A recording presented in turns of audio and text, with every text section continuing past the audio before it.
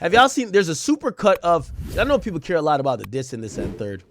I kind of want to start, I kind of want to start on one of the most important tracks I think Drake has ever created in his career. Give me 1 second. Okay. All right. So in one of the most important, and I said this on one of my gambling stream or whatever, and people thought like I was just like trolling or like, oh, you're a prisoner of the moment. I'm not a prisoner of the moment. This is coming from, and y'all know I'm the biggest Drake fan ever. One of the most important songs Drake has ever written is this song. It's called Make 'Em Pay. And I'm going to explain to you why this song is so amazing. The song is so amazing because we're watching a man have a public negotiation and using the max leverage on his label. It's a conversation to his label, not through lawyer terms, but through an artist terms. It's a conversation to the game, everybody who switched up on him, everybody thought he was finished. It's a conversation to his fans, and it's a conversation on them know how just Hiroshima on the music industry. It was never at the expense of, hey, listen, what I'm going to do at this particular time, timing, album, structure, has severe ramifications for this entire company. You can't overlook this. Matter of fact, you can't move until this significant. Based on that, I think this is one of his greatest songs. I love lyrics. I love bars. I love him popping shit. But when you know it's not just only clowning a bunch of unsuccessful rappers, but it has this amount of weight to it, you realize, you said, no, this guy is a master. He's a master. We literally start with an amazing sample that he picks. The sample is a Brown Sugar free sample. It's from 1978. It's a I believe it's a reggae group. It's a reggae group. It's from 1978. He picks this sample. Everything, as I said, it makes sense. I want to play you a little bit of the sample. I know I'm on YouTube. Hopefully I don't get a strike notification. If we do, we might have to hop on over exclusively to Kick. This is a sample. Listen.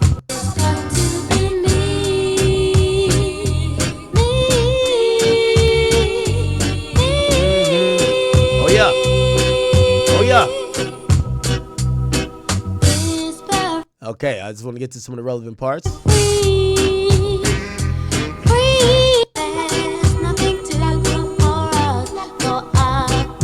Anybody knows?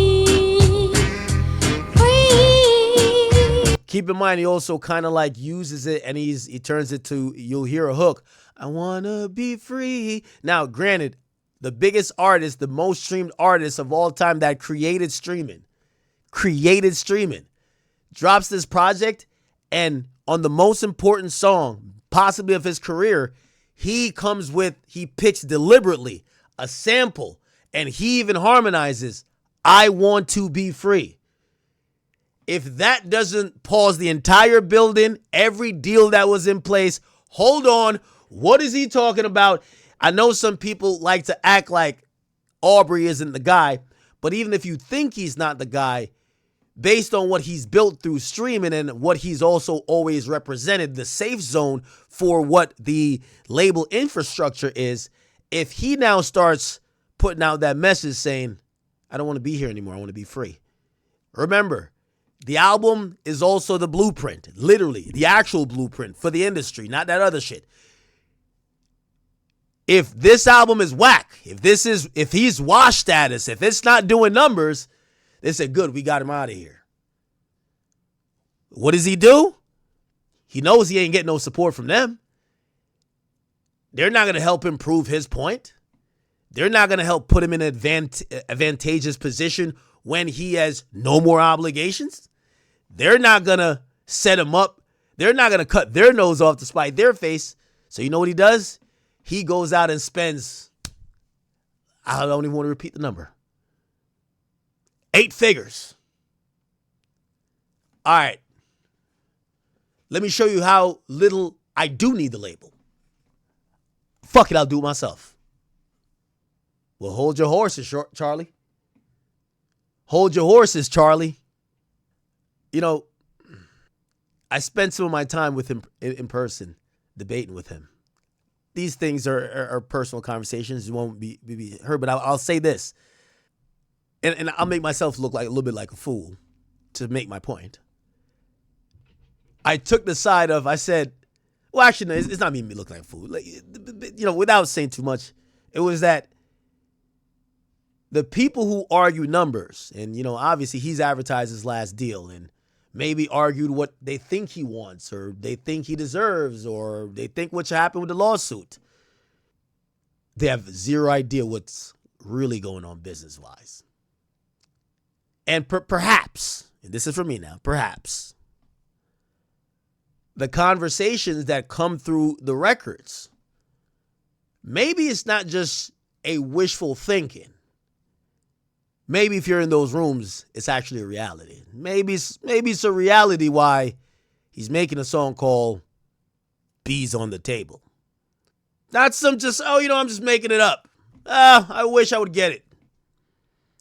Heavy conversations. We'll see. Nevertheless, back to the song. The song is so important. And I know I'm starting out of order here, but it's very important that I get to the song because this song is going to lay the foundation for the album. Now, I do want to caution people who are going to take me giving this review. Remember, number one, I know y'all want to say I'm Drake's homie now. It's cool. But I do have a lot of knowledge behind the scenes and also a lot of things I think separate from Drake, please. So I do want to make sure y'all know what, if y'all want to attribute something to him, I'll tell you he said it. But there are things that could be thought of. Keep in mind, let's just say, we're going to throw this in the air. This is me just talking out loud here. Let's say Drake finishes his album, Requirements. Okay? Let's just say Universal Music Group, who have been setting up itself for potential sale in the last year, they got offered $64 billion. Bill Ackman, he offers $64 billion to acquire UMG, right? Let's say when he made that proposal, UMG looked at his proposal because they definitely want the money. By the way, it's a publicly traded company. $35 per share. It's a 78% premium over its current trading price, which means investors would be happy if they got that, given the current state of the music business. So maybe a sale is imminent. Keep in mind, in preparing for what eventually is going to be either changing of hands or a doubling down on the company, UMG is starting to move things around to let people know something is going to happen. Let's just type in UMG and Spotify. What they have done is that they listened to what Bill Ackman had for its plan, or their plan, the Persian Group, and they sold off 50% of their stake in Spotify to become a little bit more cash rich.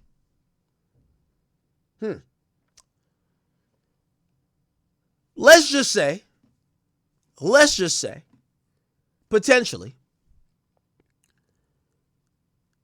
that in Universal now making obvious moves, and this is what we call an obvious move. They sold half their stake in Spotify after receiving a $64 billion bid to buy their company. By the way, the person who bid that had that as a part of their plan to sell that stake. Let me ask y'all a question. Do you think Universal closes any potential other deal without having their star player back in contract? Do y'all hear me? Imagine, I don't know. Imagine buying the San Antonio Spurs and they're like, oh, Wemby's a free agent. He's out of here though. He's going to the Knicks. You'd be like, what the fuck? I just got fleeced. What the hell? What the hell? You better get Wemby under a contract, don't you? Huh. Are you understanding what's at play? Universal is getting ready for the move. Drake is one of the biggest pieces on their chessboard. He's the number one streamed artist that has a catalog there. Universal is a catalog company. That's how they're positioning themselves these days. Yes, even if Drake leaves, part of his catalog will remain. By the way, nothing past. He owns Scorpion too. Just let you know. I hear people keep saying CLB. I thought so too. Scorpion. He owns Scorpion. But the point is, don't you think they sold some of their stake here? They became a little bit liquid. They have to make a decision on the proposal. The shareholders got to approve to some extent. By the way, they did say some of the money that they got from selling Spotify's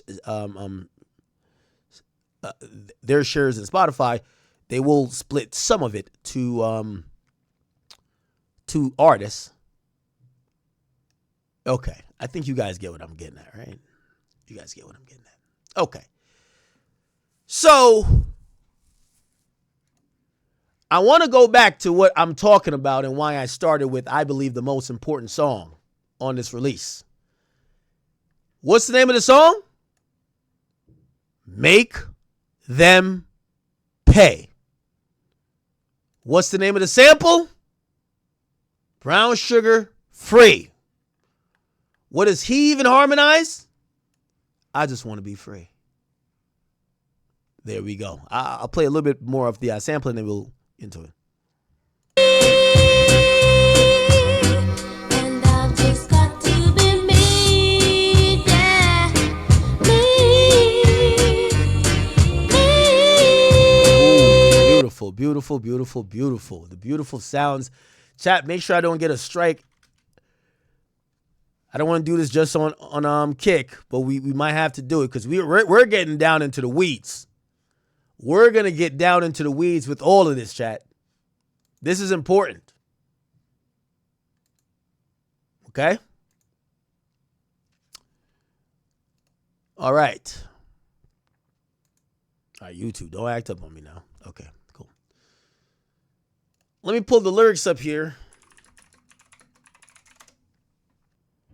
So the refrain, I just want to be free. I could play a little bit of it. I'll just jump in and out. Pause. Here we go.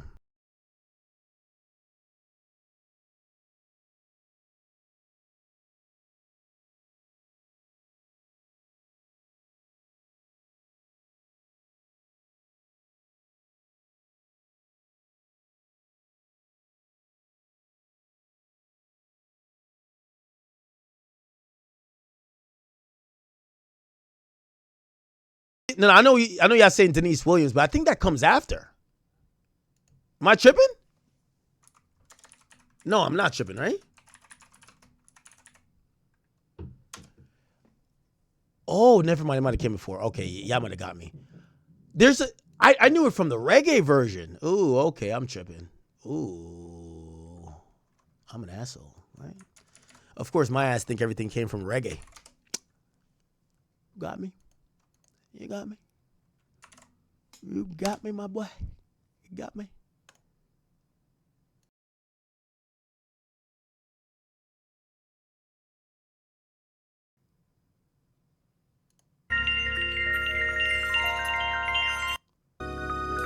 Wait, let me see. Which one came first? I do think.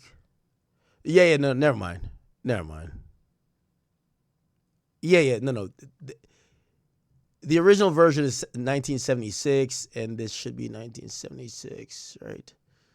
Yeah. No, so it's Denise Williams, and then but it's repurposed into a reggae track by Brown Sugar in 1978. So I stand corrected. I apologize for that.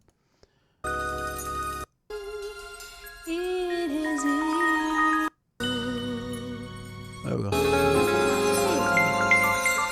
And that day.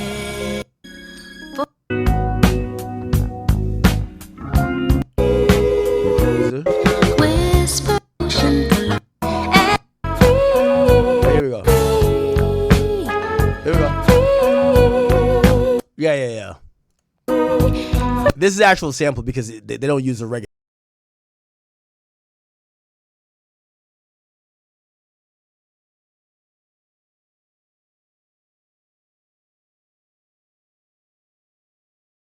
apologize sincerely from the bottom of my heart. I love you.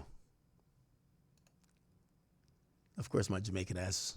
There's somebody like, tether! All right, it's all good. All right, anyways, okay, so we're going to go through it a little bit, and we're going to go through line by line. I do like the fact, Drake is kind of overtly letting it be known. I just want to be free. By the way, I do have this crazy theory in my mind. I think everything is going to go and happen as, it's supposed to. But remember Prince dropped music under the moniker The Artist? Remember that with ICEMAN. I'm not saying nothing's going to happen. I'm just saying, if everything goes good, I think Drake is just up a couple billy. Let me not speak cryptically, right? Because I'm assuming here. I think this, let me just speak. I'm going to speak very clearly. I think what's going to happen with all of this is that Universal is going to give Drake the Bagatron. And he's going to re-sign. And I don't think Drake is that gun-ho on, I fuck the label, I want to be independent. I think he looks at the label and he feels like the label didn't do him right. Not with the battle. I don't think any of this has to do with the battle. Okay? I think there's been a culmination of many different things. The guy built streaming. Streaming was built off Drake's back. And I think even though people they were like, oh, well, he got 400 million. People even doubted that. Could he recoup? He recouped really quickly.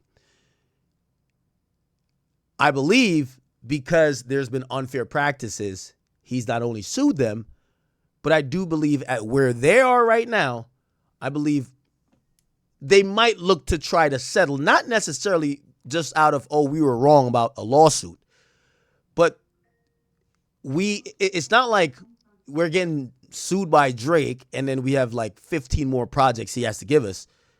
He could just walk.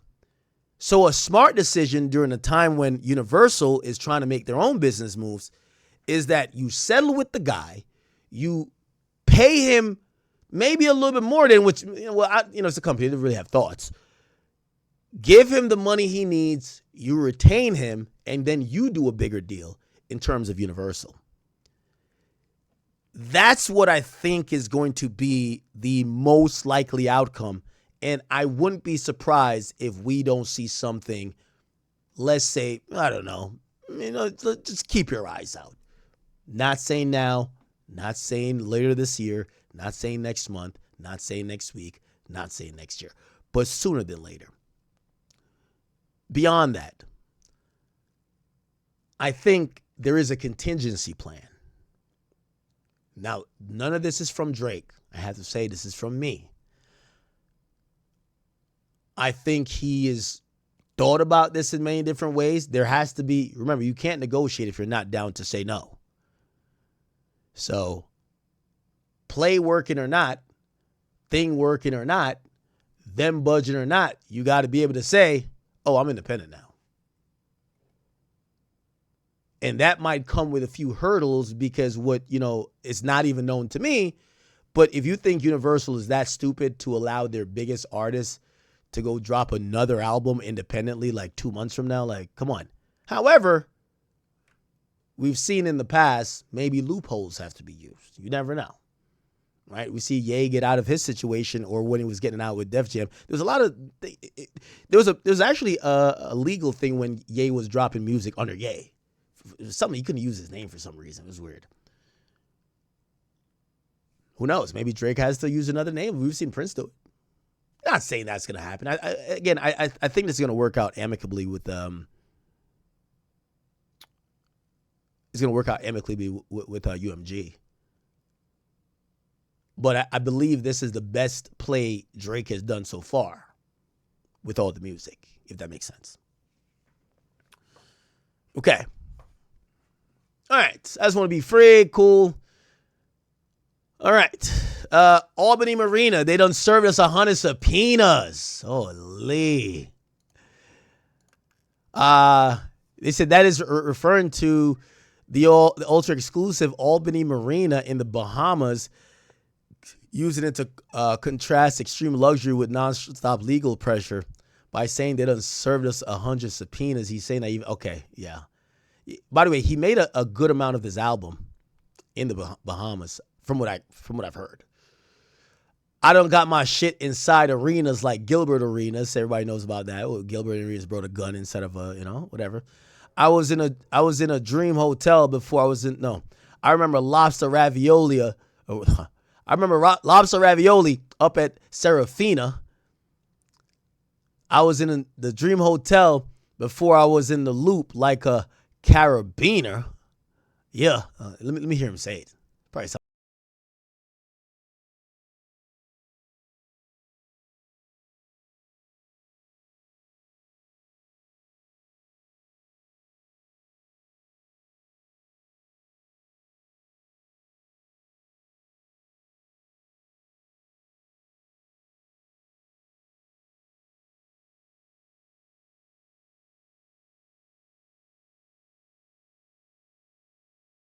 Oh, my boy with the bars. Chat, I'm going to be honest. Like, I know y'all love 5 a.m. in Toronto, but if we talk about bars, Omerta, diplomatic immunity were better. Just straight bars. 5 a.m. in Toronto is just one of those things, though. It's like 0 to 100. Like, it's kind of like a hit song freestyle. That's why we love it. But if we're talking straight bars, Drake has been better than 5 a.m. in Toronto. He's been better than that. Omerta? Bruv. Let's keep it a bean, bruh. Somebody said, oh, damn, this nigga's still on Drake. Come back in 4 hours. We'll be here, okay? All right. And shout out to the sweet things from Wilhelmina. And who tell me at the white party, Drake, I love the album, man. Well, I mean, you're kind of genius. Now, I got to give you, Drake he's a diabolical fella. Okay? Diabolical. I'm going to break some of this shit down.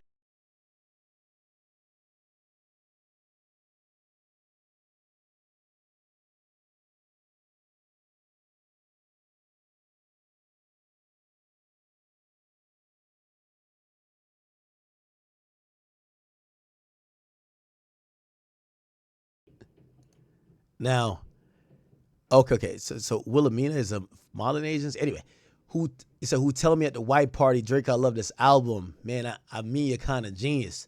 Now, I don't know if y'all know Word on Road. Remember when Drake showed up to the white party? This was like during the Kendrick shit. And like the word on Road was that Drake, like he after the battle and mad niggas started picking sides, he didn't really pop out nowhere.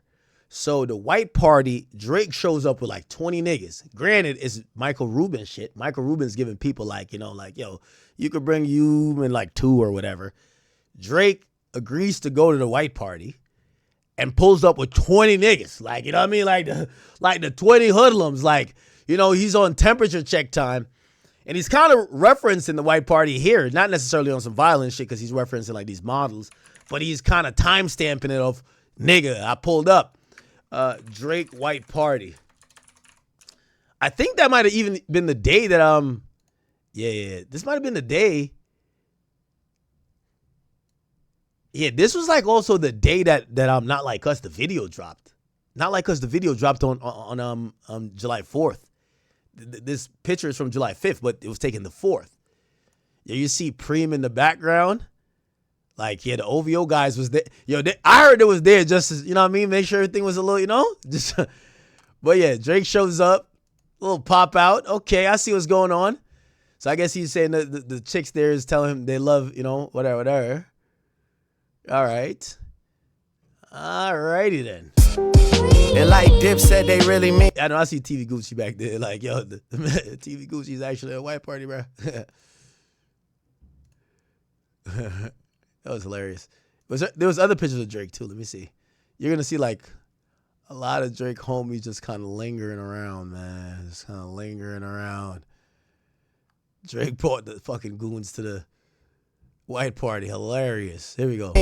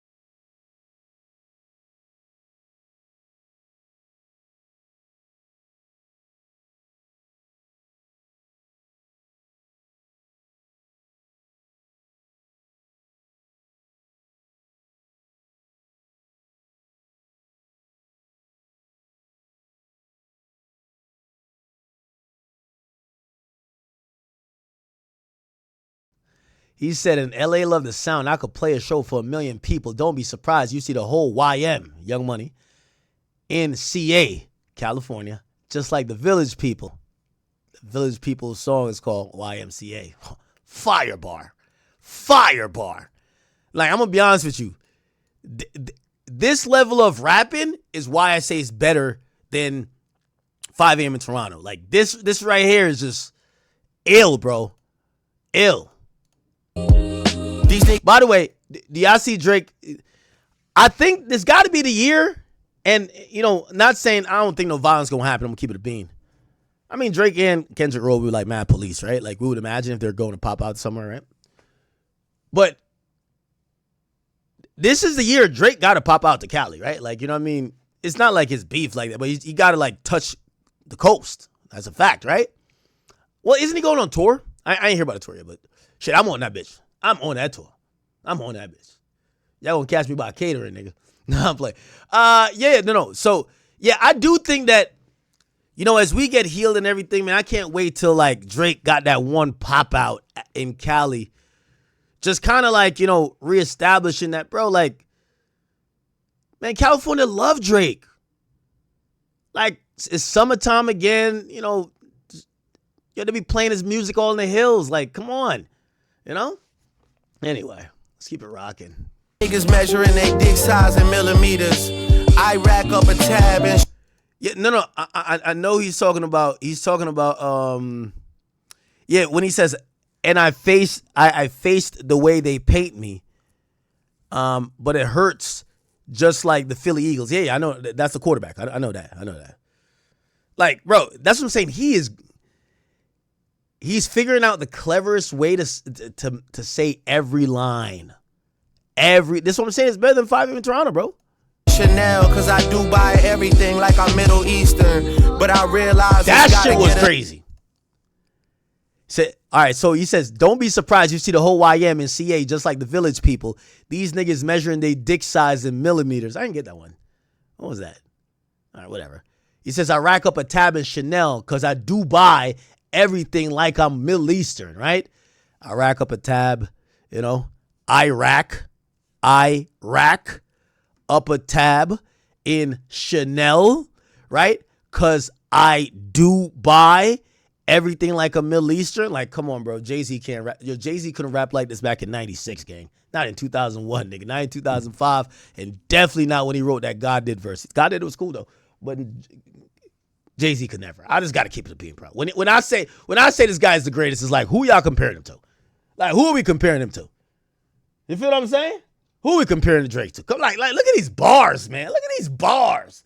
Like, who are we comparing this guy to?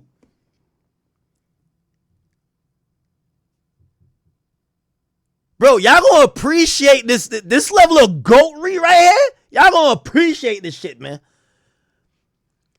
Bro, just the stanza alone. I don't even got to use the but I hurts just like, Philly Eagles. And by the way, you know what I thought he was going to do? I thought he was going to do is it either triple or quadruple on the Philly shit by mentioning a car and saying Hertz. Like, Hertz, or he could use Hertz in terms of was that power? Is that power or sound? I can't, like, one of those measures power or sound, right? So I thought he was going to do a little bit more, but that was fire already. You get what I'm saying? And I face the way they paint me, but it hurts just like the Philly Eagles. LA love the sound. I could play a show for 1 million people. Don't be surprised. You see the whole YM in CA, just like the Village People. These niggas measuring their dick size in millimeters. Yo, I rack up a tab in Chanel because everything I do buy, I'm like Middle Eastern. Come on, man. Come on. And then he's just telling you it's a tip of the iceberg. Pause. He's like, yo, but I'm going to just get a little bit deeper. Hold on. Cause I do buy everything like I'm Middle Eastern, but I realize it's frequency. Yeah, my bad. It's frequency. My bad for that. It's gotta get a little deeper other than me. Yeah, I'm talking sorry about the way I'm flipping dough like Little Caesars. I'm trying to catch one of you boys stargazing. All right, nah, let's get back. I know this is going to be frustrating for y'all, but we vibing. About the way I'm flipping dough. Here we go. Thing like I'm Middle Eastern. Here we go. But I realize it's gotta get a little deeper. That's for all the niggas. Drake not rapping about. come on, bruv. Like, bro, don't let this fake woke, like pro-black shit, like, get you thinking that only Kendrick is spitting, like, some deep lyrics, bro. Drake been spitting deep lyrics. That's what he's known for. That's the craziest thing. The shit that Drake was known for, niggas started acting like he never did. Like, niggas start buying into, like, these false narratives. Yo, he needs some self-reflection. Bruv, all his songs are literally introspective. I'm fucking up on a double cheek kiss. Like, he's literally criticizing himself. It's that self-deprecating. It's all of that. How are you going to say the guy who's been doing this for his whole career that got great by doing it needs to do it? Bro, they were hating too much, gang. They were saying anything. They were getting it off. Yeah, Drake got to stop rapping. What? All right, let's get to deep shit. Let's go. Talking about the way I'm flipping dough like Little Caesars. I'm trying to catch one of you boys stargazing in the field like little leaguers. Yeah. And ain't no passes for you crip walking. Oh my God, this guy's too good. Like, bro, the bars even sound good on paper. Like, we don't even gotta we do want to play the song. He says, but I realized I gotta get a little deeper. Other than me talking about the way I'm flipping dough like Little Caesar. Obviously, that's an easy one for you to get, but like, shit, again, remember what the song is. The song's called Make Them Pay. Make them fucking pay. You get what I'm saying? All right. I'm just trying to catch one of you boys stargazing in the field. This is a triple. Easy. I'm trying to catch one of you boys stargazing in the field. I'm trying to catch y'all in the field for real, nigga. I'm trying to catch one of y'all boys stargazing in the field, but then you put the boys with like a little leaguer. Damn, this nigga's good, bro. I'm not even gassing it on some like remember I took that clip where I was like the Aston joint, like I was kind of trolling a little bit. This shit is bars. I'm sorry.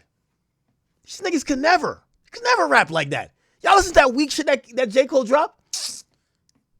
Cut it off, man. Cut it off. By the way, that's the only thing. I'm gonna hit him later and say it to him. I think Drake's pen, after watching this album, it's in its best shape since, hold on, let me tell you when. I'm going to tell you when. I know the shape that Drake's pen is in. Trust me. It's the best shape. Wow. Right now? Yo, like, put like this. Remember I told you, I was like, yeah, J. Cole is like, he's rapping better than Drake right now? Like, if this version of Drake catch J. Cole, well, first of all, J. Cole's like a bitch. Like we shouldn't even talk about it. But he would give him a spanking. Remember I told you there was 2 years for J. Cole? He was lyrically, his pen was spanking everything. I can't even lie. There was 2 years for Cole, his pen was spanking everything. Right now, yo, Drake's pen, bruv. Let me see. When was the last potency? Yo, no, I got the stargazing part. Hold on. Bro, I'm being honest with y'all. When was the last time that we're like, yo, it's not for all the dogs. It's not her loss. It's not CLB. Scorpion? Are we going Scorpion? Or are we going more life? Probably Scorpion. Dog, this is the best Drake has been, like, obviously he has his moments, right? But it's like LeBron, right?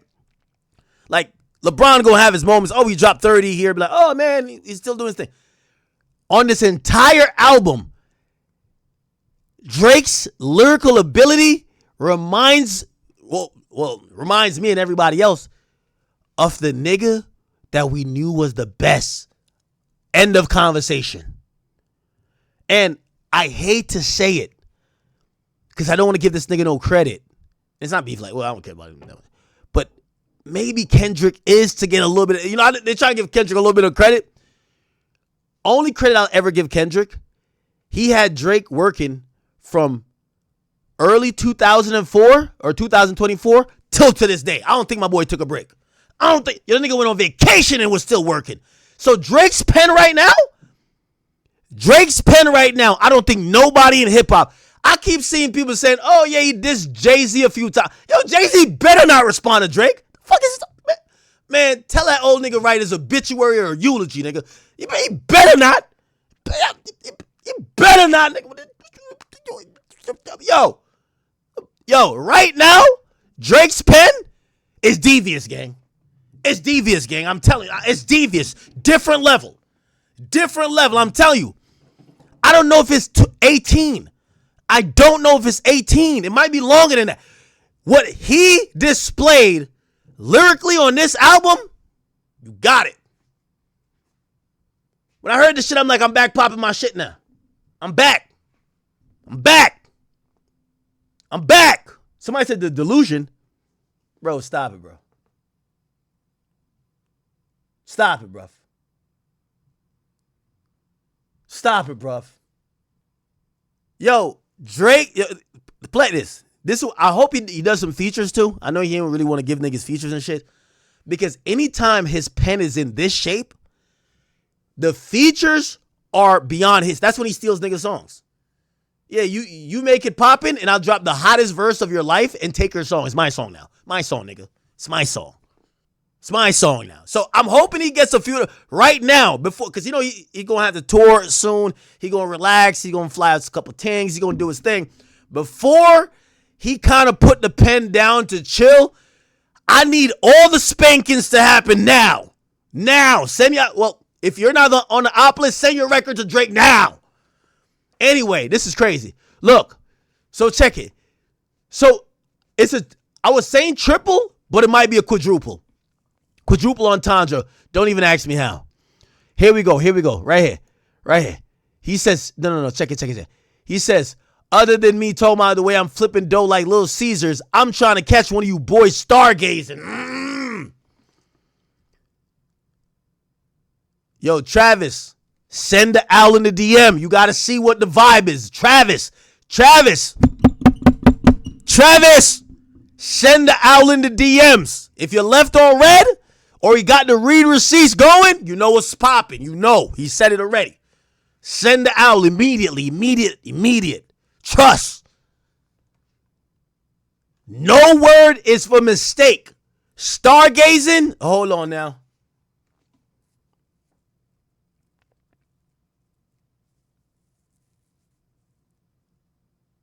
Nah.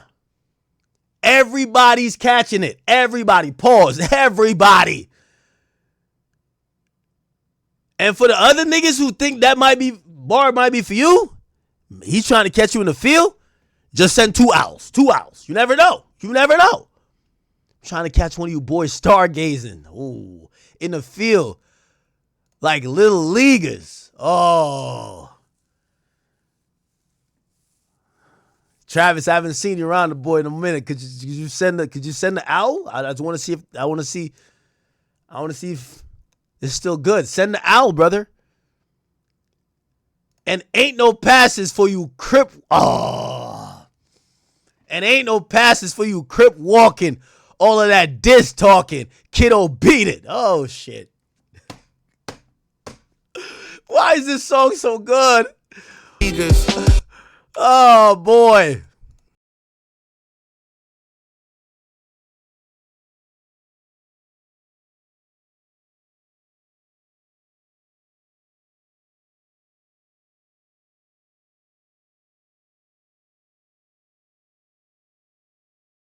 I'm supposed to be. Oh, man.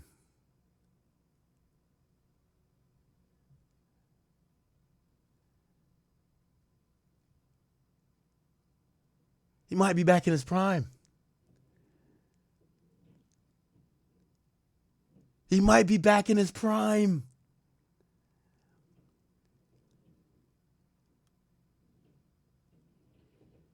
I'm supposed to be my brother's keeper, so don't make us hit another buzzer beater.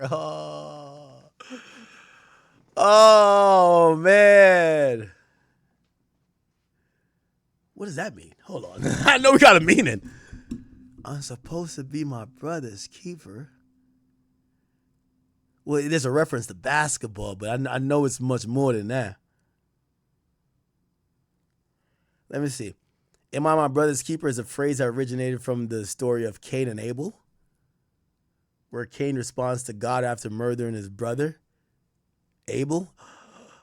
Given that The Weeknd's real name is Abel, this ties back in a constant theme of theme of tensions and past beefs with former friends. Additionally, it could be a reference to LeBron James. Drake thought he and LeBron were brothers before the video surfaced of him dancing to Kendrick's Not Like Us. Furthermore, the buzzer beater line plays on the meme LeBronto, a portmanteau of LeBron and Toronto, used to highlight the sheer dominance LeBron has had over Drake's hometown for years, topped off by a buzzer beater.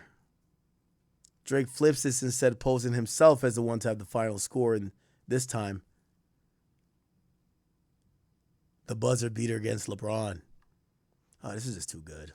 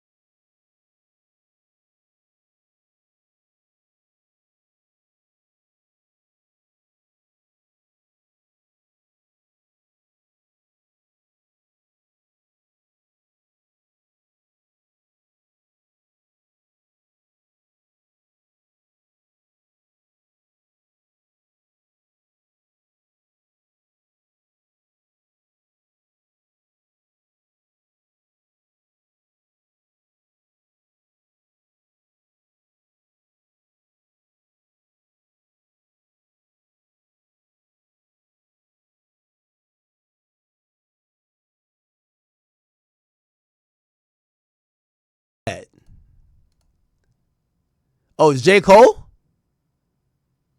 Wait, J. Cole went to Jay-Z? Yo, J. Cole, bruv, like, I don't know.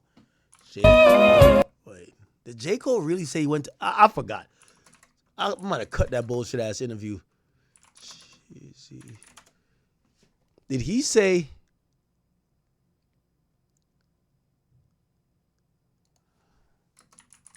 No way he went to... let me see.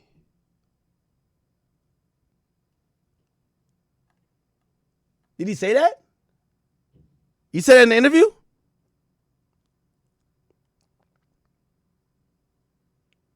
Hold on. There's a little breakdown here. It said every diss on ICEMAN. We kind of want to keep it to like this one song though, huh? I want to keep it to this one song for now. So this is clearly a diss. You know, you niggas run to talk to Ho for a second opinion. Me, I stood oh yeah. Yeah, this is definitely about J. Cole. Me, I stood 10 toes down. Hold on. Okay, my bad, Chad. My bad. All right.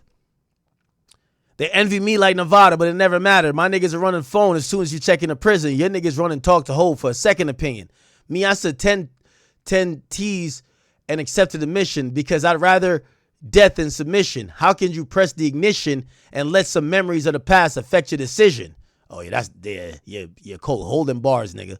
Hold them bars, nigga. Okay, hold them bars. I love you because of the history, but if we being real, I could never forgive you. Yeah, it's cooked for a lot of niggas, man.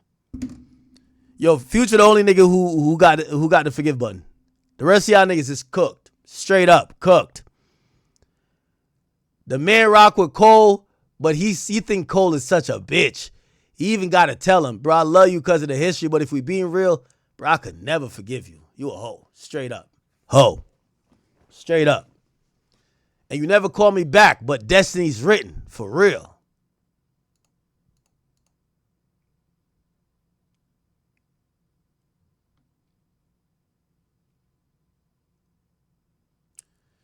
Yeah, that's supposedly what happened. Well, I don't know if J. Cole been like, sometimes he's saying, he's clearing some stuff up.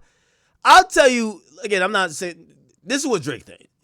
Drake believes that this nigga talked to Kendrick and basically, it's like a lineup shit, bro. Like, yo, all right, you talk to the man tell you what he's going to do. He tell you to fall back. You listen to fall back.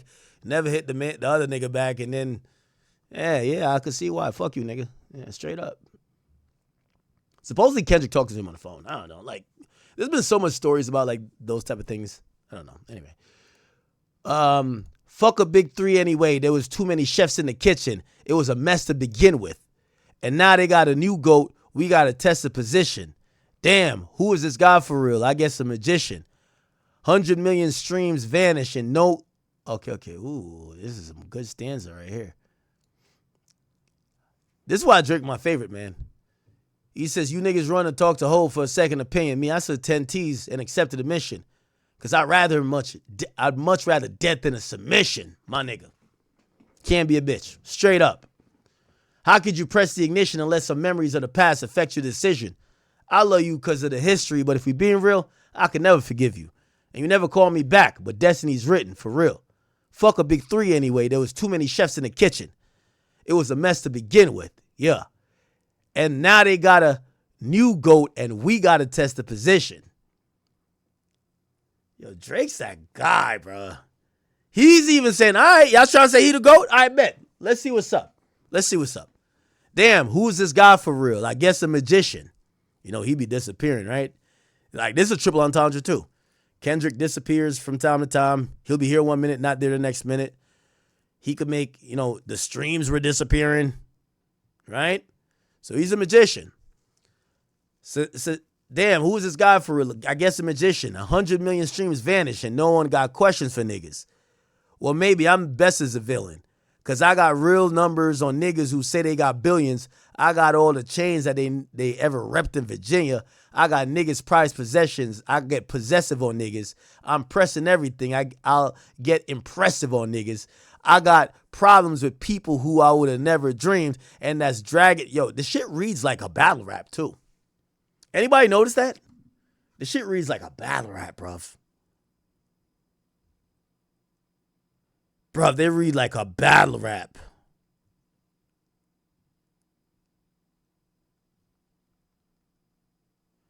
It reads like a battle rap for sure.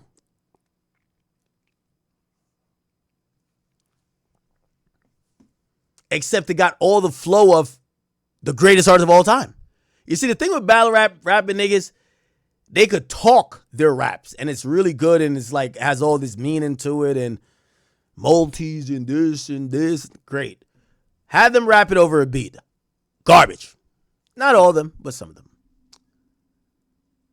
It says, I fuck a big three anyway. There was too many chefs in the kitchen. It was a mess to begin with. And now they got a new goal. We got to test the position. Damn, who's this guy for real? Guess a magician. 100 million streams vanish and no one got question for niggas? Maybe I'm best as the villain. I like this line. Maybe I'm best at the villain. I like that line. Because I got real numbers on niggas who say they got billions. I got all the chains that they ever repped in Virginia. I wonder who is this line going at? Because I got real numbers on niggas who say they got billions. It could either be Kanye or Jay. It says apparent dig at Ye for his recent claims.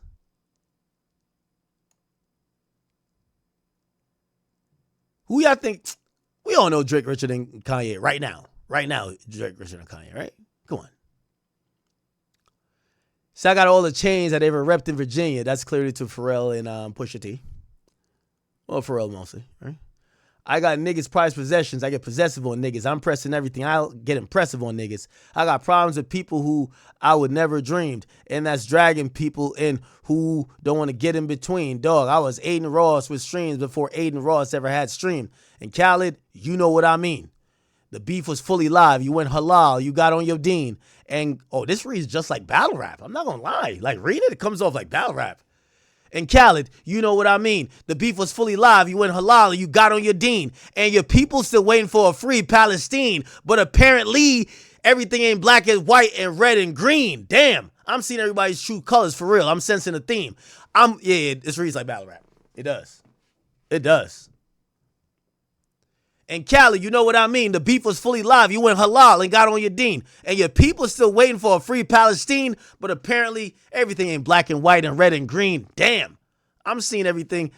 I'm seeing everyone's true colors for real. I'm sensing a theme. I'm greater than everybody. like some shredded cheese. I was in Hazleton at the one before I was in the Loop, like a set of keys. Shout out to Cherokee D and Sky Black, because they was at my birthday when I was searching that big bouteille. Ebenezer, okay. Let me hear it. I want to hear that shit. This nigga's fire. 10 T's and accepted the mission. Cause I much rather death than submission. Yo, was Jay-Z ever rapping like this in his life, bro? Please let me know, bro. Please let me know. Please let me know.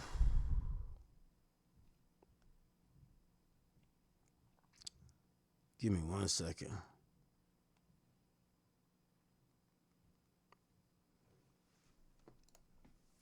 How can you press the ignition and let some memories of the past J. affect Cole, your you decision? fish. I love you because of the history, but if we being real, I could never forget you. All right, J. Cole, I don't want none of them dick-sucking lyrics. The nigga says not forgiving you. Move your bitch ass along and go play basketball in Ghana. We're done with you. We're done with you.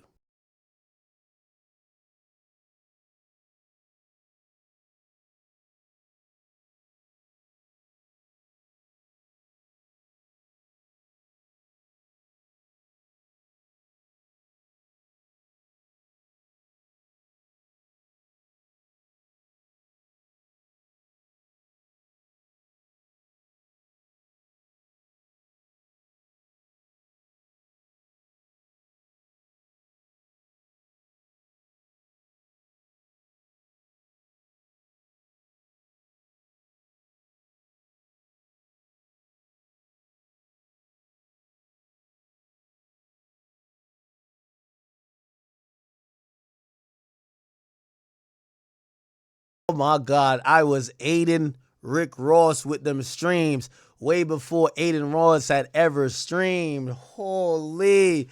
Yo, is this not the greatest rapper? Yo, I gotta imagine. Yo, I wish I could have been at Kendrick's crib on Sunday dinner. He got Jay-Z on the goddamn teleprompter, like FaceTime. It's him. It's Kojo. It's like a whole bunch of them. I ain't gonna lie, like Ross is there too. Like he's just like, huh. And they're like, yo, bro, we failed. We failed. We didn't get him out of here. Now they all gonna switch it up like, nah, it was just competitive. We ain't wanted this guy to like be eliminated. Nah. That shit was like, nah.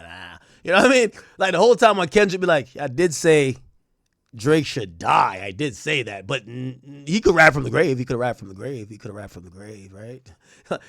Yo, they're probably having Sunday dinner, punching in the air. Y'all tried and failed. Jay, send the next one at the boy. Send the next one. That one ain't get the job done. Send your best hitter. Send your best hitter, Jay. Okay? That one ain't get the job done. He just turned him even more than a monster. Send your best hitter. Unless you want to step up to do the job. You're too old for that, though. No senior citizen slander. Send your best hitter, Jay.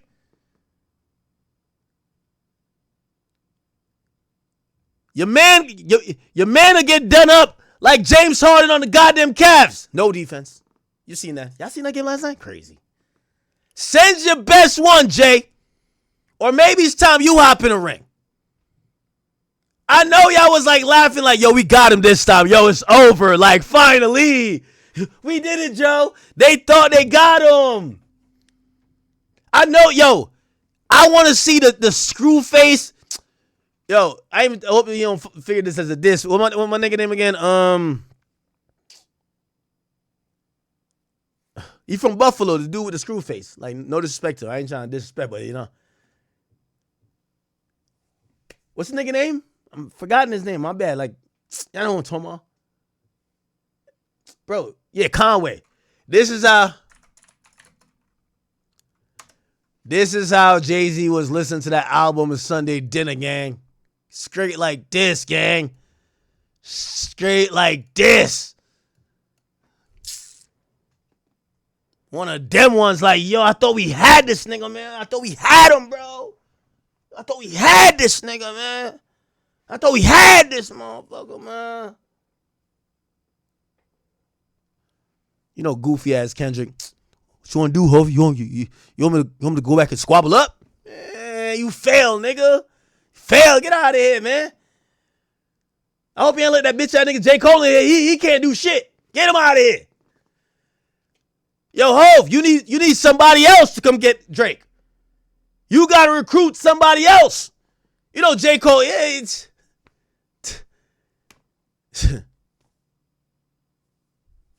J. Cole ain't get out the starting block. Get him out of here. Get him out of here. Yo, this is how they were eating dinner, like, you know what I mean? All that lobster ravioli while Drake is just floating over these beats, like just showing extreme lyricism. Yo, the skill ain't declined once in 15 years. He's floating over these instrumentals. He got triple, quadruple entendres. Yo, he's painting pictures, surgically breaking niggas down. Yo, Jay-Z, I'm telling you, bro, he must have been throwing these paper planes all in the room. He's going out. Just Blaze, go get with that nigga, give him a beat, man. Let's see if he could come at the boy. Khaled, dick riding ass, got sent back over to Hov's house. Yeah, nigga, Hov did. Nigga, get your bitch ass back over there, nigga. How about you come with the response track? Yeah. Everybody was twisting up their face. Man, it was supposed to be the kill shot. This is supposed to be the, yo, we're hearing news from the hospital. You know, you try to hear the news? Yeah, I ain't gonna lie. So at 1:09 a.m., Dr. Oz pronounced so-and-so dead. Nah, they thought that was gonna happen on the album. They were looking. They still looking. I love Ross, but Ross hopped out there quick. Y'all see what Ross said? Yo, Ross is trying to change the narrative. Like, yo, Jay-Z sent everybody out. He sent Charlemagne out to get a little narrative. It's like, I need one of them like, denied. That narrative ain't working. All right. He sent out Ross. All right, Ross, what's popping? Like, you got to get the narrative. Make some funny jokes. Call him BBL Drizzy or make fun of his nose. Okay? Let's do that. So Ross hopped on, and Ross was like, all right, let me kind of like, you know, let me spice it up. And I ain't going to lie, Chad. It just didn't work. It didn't work.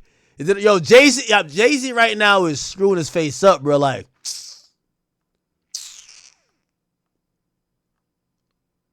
where's that Ross pose at? Is it here? It's not here. Is it this? No, it's this right here. Yeah. Ross tried. Bars. Damn. Niggas say 3 albums are trash albums, 2 years too late. What site is this? Complex?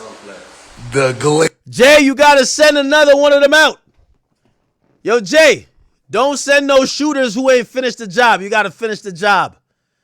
Your man left an unfinished job. That's not how you do it. You can't even fully get paid until you finish the job. Azer University. And don't worry.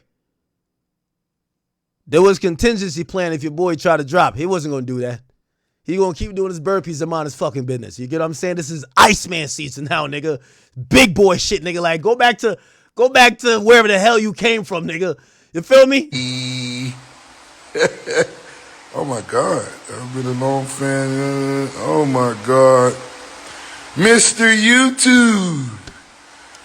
Fuck a big 3 anyway. There was too many chefs in the kitchen. Bars. Come on, guys. Stop. You see, we love Ross. And we know Ross is a little bit hurt. You know, him and, you know, I hope they make up. I don't know if Drake will ever forgive him. I don't know if he wants to be forgiven by Drake, but Ross, we love you. I just want to, you know, I always got to say to Ross, you know, I know right now you're not on, by the way, chat, could everybody admit Big Ak was on the right side of history?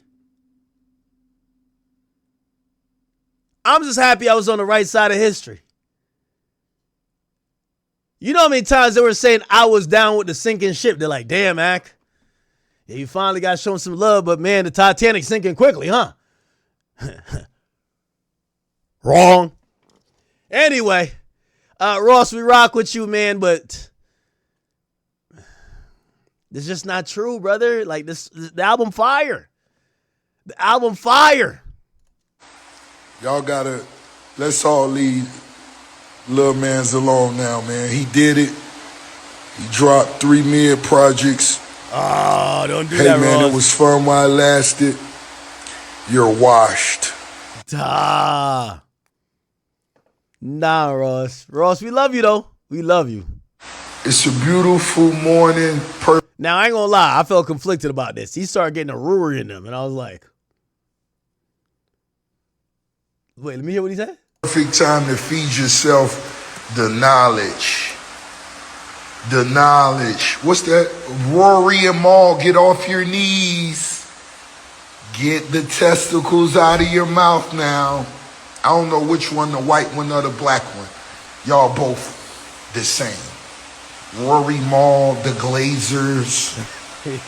The Glazers. How y'all feel now? You know, Drake just committed suicide. I'm sure he'll retire next month. How is his lawsuit doing? How is the Drake University lawsuit coming? I don't know. I don't know, guys. I didn't listen to YouTube, man, last night. I'm just going by what you guys say. But once again, we up again, baby. It's the biggest boss. Where's Iceman? There's Iceman. The throat goats are in the building, guys.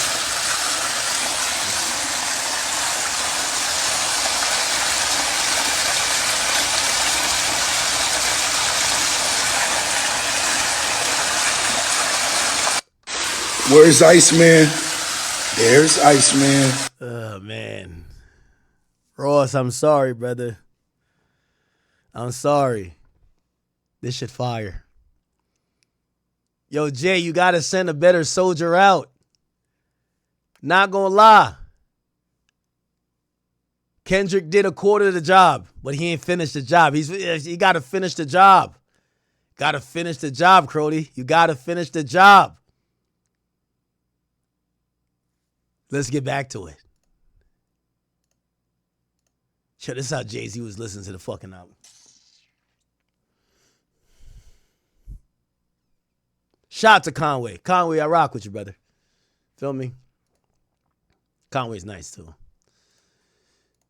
But anyway, let's get back to it. Said, dog, I was Aiden Ross with streams before Aiden Ross ever streamed. And Khaled? Oh, man. Look at Khaled with the dick on. I like what Drake like. Look, nigga was telling his wife that. Is his wife? I don't know. I like what Drake like. I like, find out what he likes for breakfast. I like what Drake likes. So find out what Drake like for breakfast, huh? I like what Drake like. I like what Drake like. They believe in us. God did. They don't want us to live. So stay alive. I like what Drake like. I like what Drake like. I like. And there's a lot more people that believe.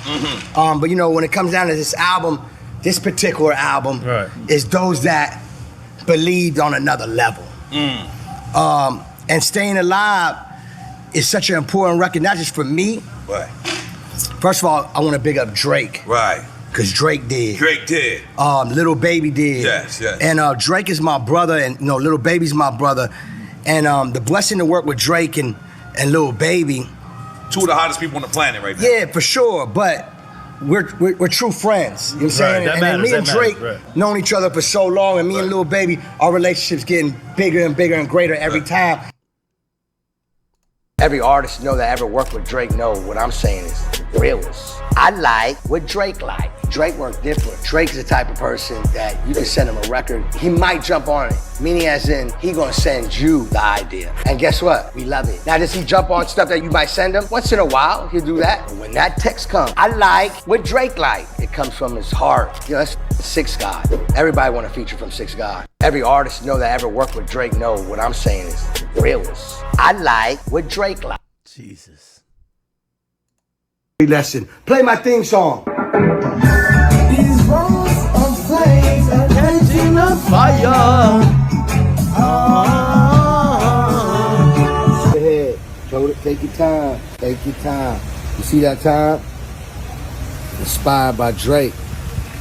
That boy Drake had one of these things on.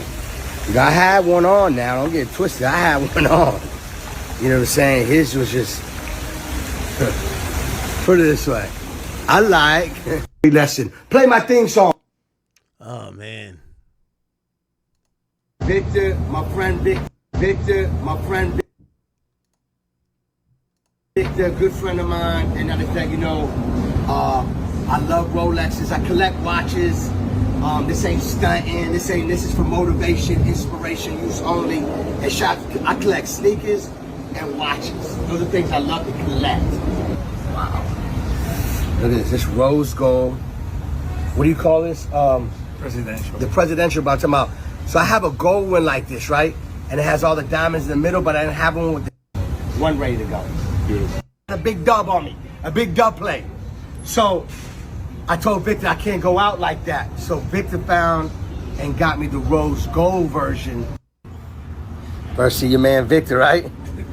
I told Victor the day we left that day we left that restaurant, how you sound clashed me.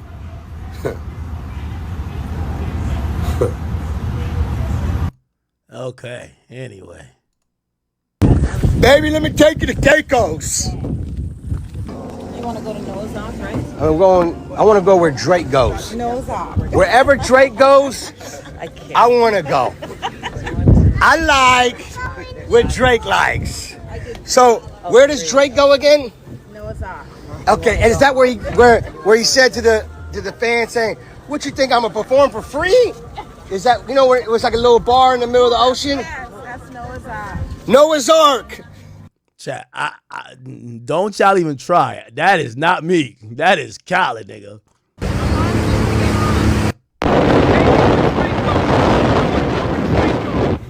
Say want to go where Drake goes.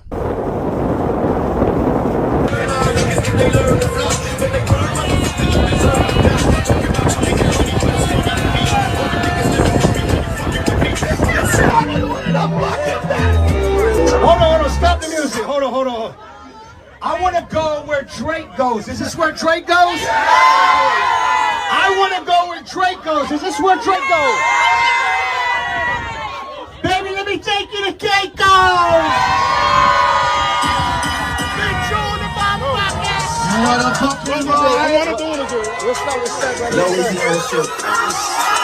Murder on the beat.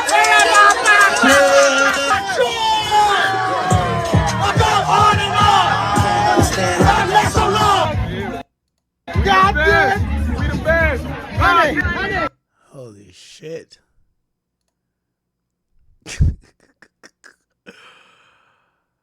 Oh, man. Check this. What Drake like? Now, chat, let me tell you this, man. I know some of y'all be like, yo, well, first of all, this is wild dick riding. Like, that was wild dick riding. But shit, you know what I mean? Yo, if, I'm not gonna lie, I can't say, if I got as many records as Khaled, like, you don't realize Khaled has had, like, some of the best fortune in history. He's a great DJ, he's a great promoter, but let me tell you this. The nigga used to be on Drake's line every day. Yo, Drake, I need a record. Give me 2 records. He would get the record, go to his record label. His record label cuts him like this wild advance, gives him millions of dollars. I want to kind of explain to you, like, why maybe Drake is probably like, yo, bro, chill. You see, Khaled, it's not about Khaled coming out and defending Drake. Drake is never like, oh, yeah, like, Drake's the rapper. It's just that these guys who are opportunists, and now, granted, I think I've seen that they're opportunists. Khaled, we can see from a mile away is opportunistic. This type of dick riding, you know that's opportunistic, right? But I think Drake really thought these were his friends. And Drake knew, like, yo, you're giving him this record, you give him Grease, you give him that record, you give him that. He's running to his label, he gets his advance for the album. Oh shit, you have 2 Drake records. It's basically like Drake, remember, Drake and Khaled, right? Look, DJ Khaled. Well, now he's signed with Rock Nation, I believe. But let's go back to, where was he signed to before? And that's another thing, like, bro, where is he signed to now? A label. Let's see. What?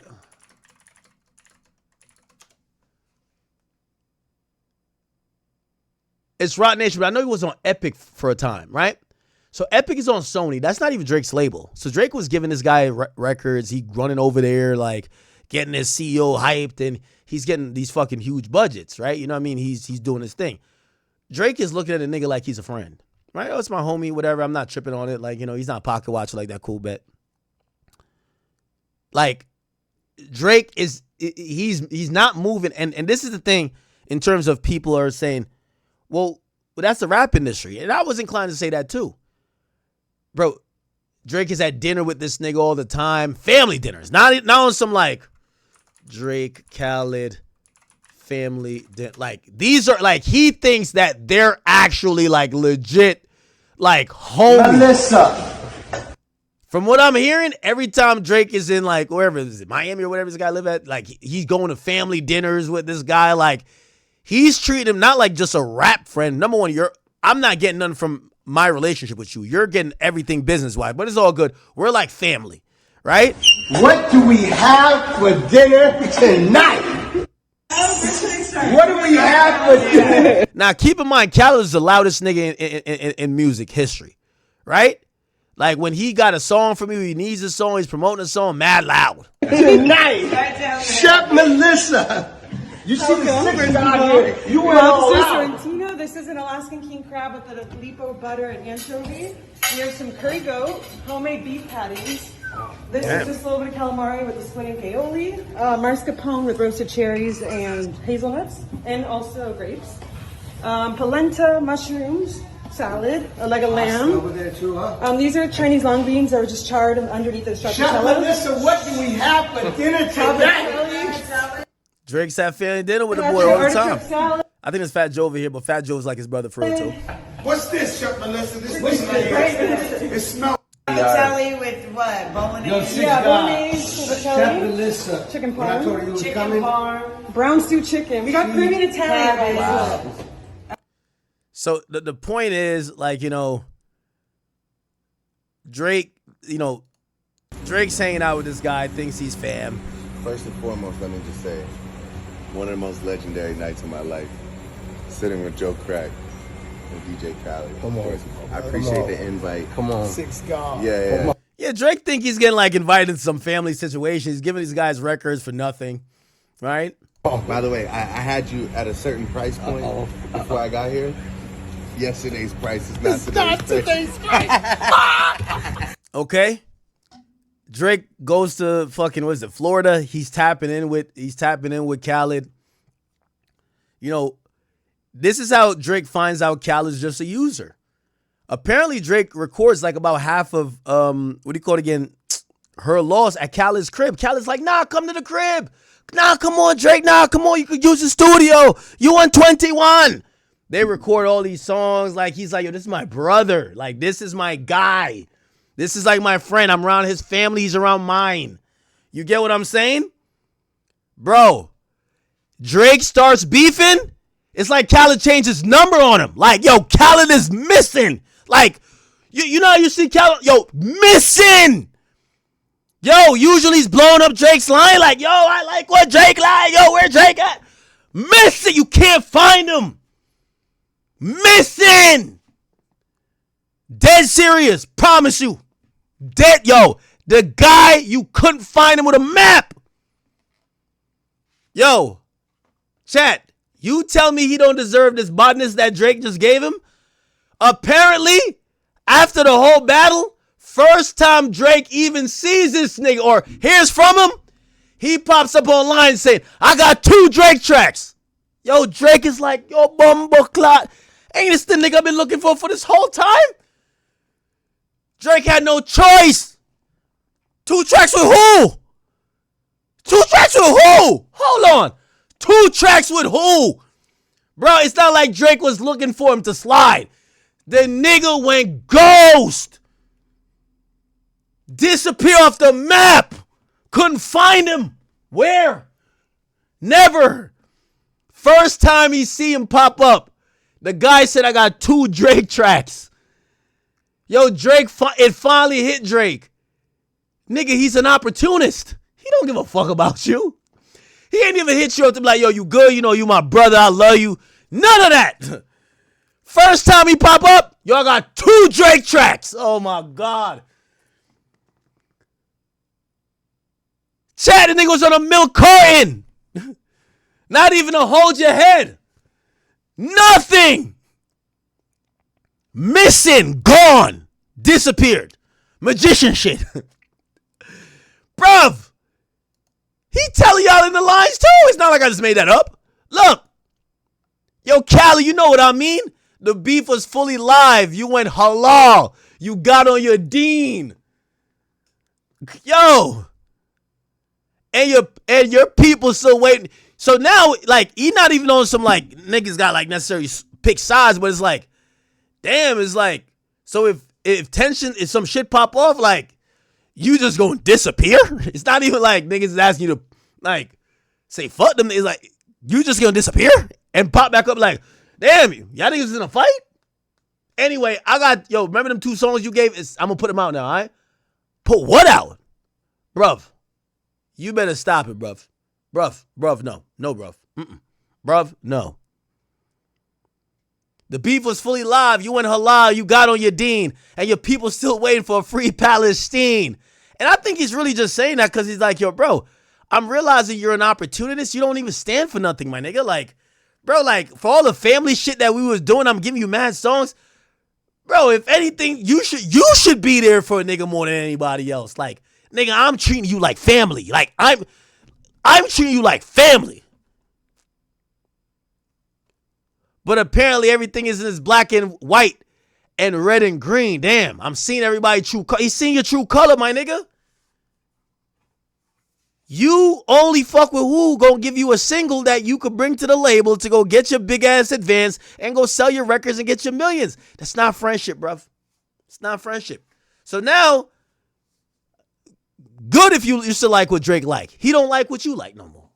He don't like that. He don't like fake ass niggas. He don't like selective niggas who come around when they could gain something, but they don't come around when you might need might need a friend. I thank niggas like Khaled. Because niggas like Khaled made Drake realize that no matter how many family dinners and all these times he thought he was spending with y'all, that he's like, oh, that's my brother. Like, y'all niggas showed him exactly who y'all were. Nigga, we were just workers. So, nigga, we co-workers. What the fuck you mean, brothers? Thank y'all. Thank y'all. Thank y'all for showing him that. Because he was, I'm not going to lie, you know, it's a little delusional. It's like, nah, it's my brother Khaled. Like, I've been to his home. I've been there with his wife and like his beautiful kid. Like, you like we're family. Like, brother, you're not family. You're just a fucking stimulus package for him to get advanced that he could sell a record, bro. It's nothing more. So now Drake is like, what? Where's Khaled been, y'all? Yo, Chubbs, has anyone heard from Khaled? Has anyone heard from Khaled? Yo, TV Gucci, you heard from him? Yo, Rocks, have you been working out with Khaled recently? Has anyone heard from Khaled? I haven't talked to him since the beef. Where is Khaled, y'all? Maybe he could come over and give me some inspiration. We the best. Oh, no one could find him? Beef ended? Or the battle done? I got 2 records. 2, not 1. 2. What the fuck? This nigga was hiding under the bed? Oh, hell no. Nah. Get this nigga on out of here, man. This nigga on out of here, man. All right. Oh, shit. Let me play this junk.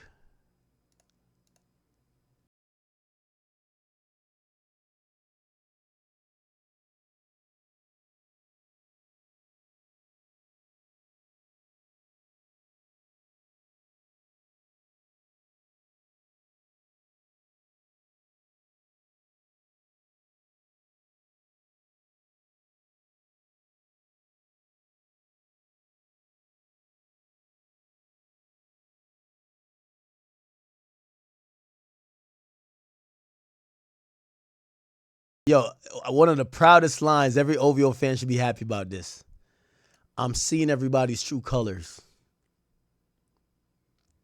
You know what the craziest part about it? We knew the way that Khaled was dick riding, it could never be genuine. We knew that nigga was anybody with a brain knew that nigga was a fucking user. Like, opportunistic, clearly. How are you so excited for everybody? You don't seem like he got none of genuine bone in his body. I like what he like. I follow him. Like, bro, cut this shit out, bruv. So I like that line. The only person, we're going to have to talk about it, the Future thing. Because, Future's the only one look like he's gotten like a little bit of a pass. Everybody else, they're cut out. They're cut out. And from what I hear, permanently. So if y'all niggas was like, nah, he just mad at me now, you finna spin back. No, I heard it was permanent. Yeah. And whoever's here, yeah, it's you. Yeah, he says he's good off of that. Well, that's what he said. But we'll see. Okay. All right. I'm greater than everybody, like some shredded cheese. Grater. Ooh, like a you grate something. It's like cheese. Shredded cheese. You grate the cheese. Yeah. I was in the Hazleton at the one before when I was in the Loop, like a set of keys. Ooh. Okay. Shout out to Cherokee D and Sky Black because they was at my birthday when I was searching Big Booty Ebony's. I seen one of them responded. One of them responded to something. Did y'all see that? Yeah, Cherokee.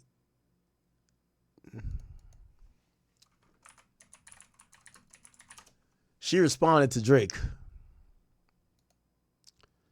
I don't know if she married or whatever, but apparently she took to X and she said, rapping about shit that happened 20 years ago.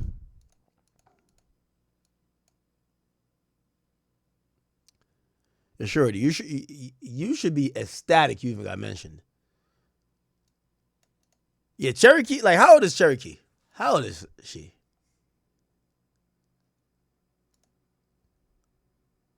How old is Cherokee?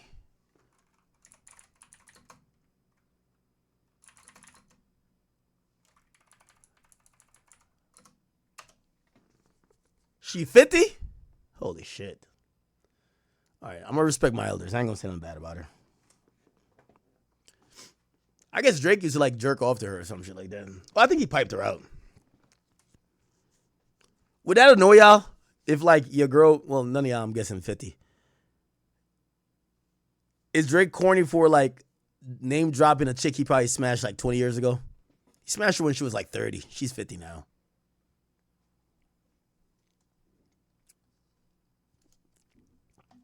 They said happy birthday to her. This is how she look at 50?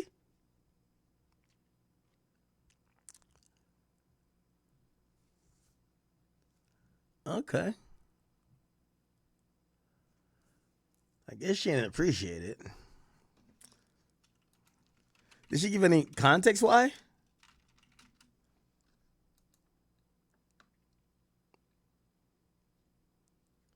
No way. No fucking way.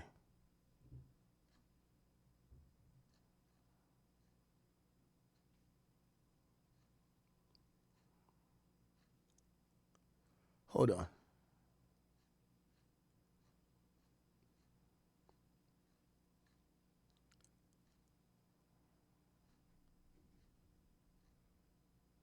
No way.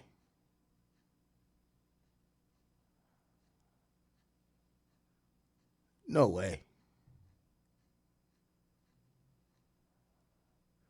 Oh, it is her page. Rapping about shit that happened over 20 years ago. Yo, chat, I swear she's still on Twitter sucking dick at 50.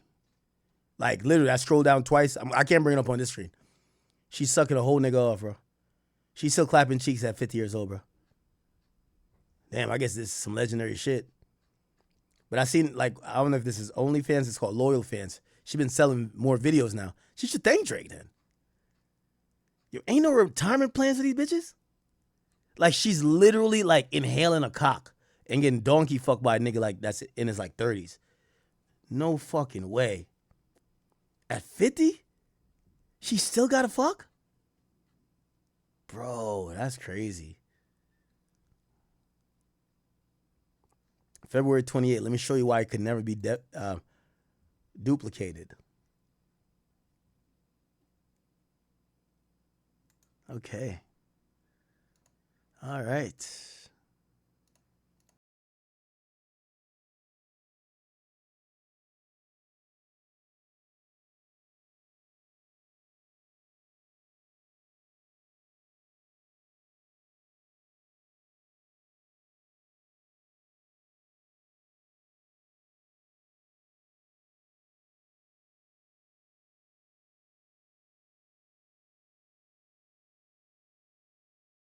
that. So he says, now the penthouse in Bahamas is right next to Jordan, like I'm Lebanese. Oh, him and Jordan got like penthouses next to each other? And apparently niggas' soul is for sale like the 7 C's. I gave you everything you ever need, but let me find out that Amex, the only ones that credit me for making y'all everything you could never be. My sixth sense is kicking in, because all I hear is the people that are dead to me. Wow. And that's why I'm turning on my red receipts to let you know that everything that's said to me will forever be stored in my memory. God damn, this nigga's good. I'm better off independent. They should let him leave. Damn, I'm better off. That's a strong line. I'm better off independent. They should let him leave. Ooh. Nah, this guy's the GOAT, bruv.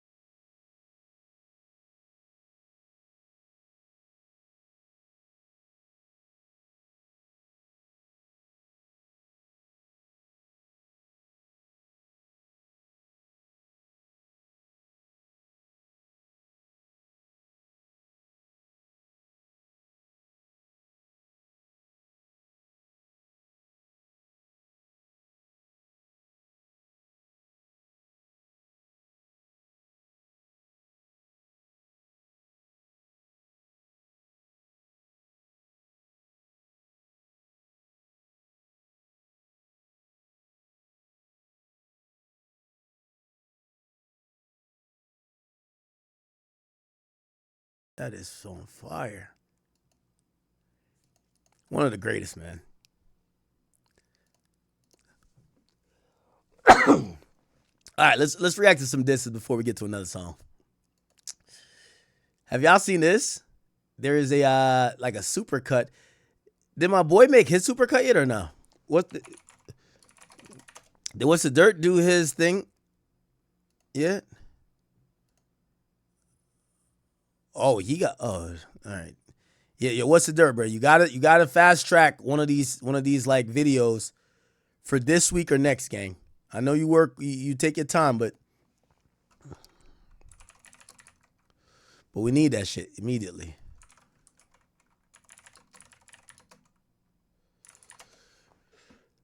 Yeah. I was reacting to this. Look at this. ICEMAN album by Drake is full of shots, full of disses. So let's get into every single diss that was on ICEMAN explained by me. Let's go. There's so many people dissed on this album. We just gonna start with the owner of TDE himself, Anthony Top Dog Tiffith, on the song Make Them Cry. Random intrusive thought, but what happened to Taz's Angels? So Drake says, what happened to Taz's Angels? Now, Taz's Angels, a former modeling agency who got caught up in some crimes. The FBI raided their... Oh, I know this one off the top of my head. So Taz's Angel was a bunch of like slurs that were getting piped out by everybody in the industry. I'm gonna give you the lowdown with it. So this nigga named Taz, he basically gets this group of chicks. This Taz in the middle gets these group of chicks. They were all whores. He basically would have them like kind of like be like a marketing promo team.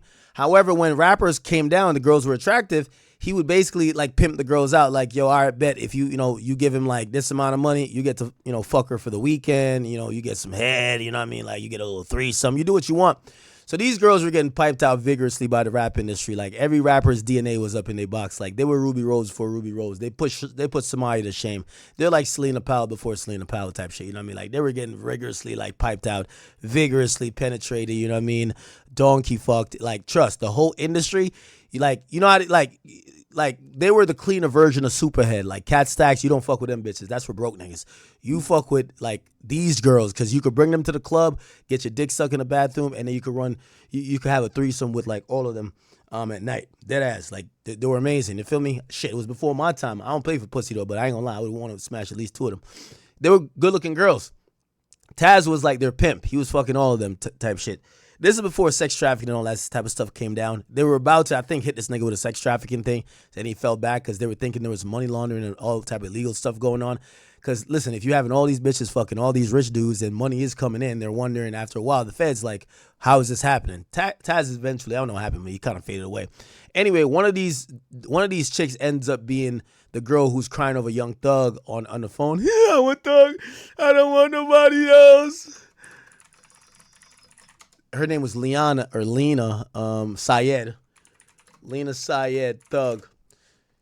While just to show you the level of slurrism we're talking about, when she was engaged to marry to Devin Haney, one of the world's best boxers in the world, she was calling Young Thug up on a jail call with teary eyes, saying, "I don't want nobody but you, Jeffrey. Look, Jeffrey, look, you know, look."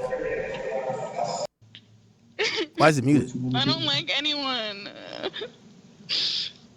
Oh, did they mute it? You. I don't like them. So Young Thug sent his lawyer. I definitely know that. To like, wait, never mind. I'm muted. Wait, am I? Wait, why can't I hear myself? Oh, I gotta hit the sound thingy. I fucked up. How did I can't hear myself? Oh, you can hear it? My bad. Do. Speakers.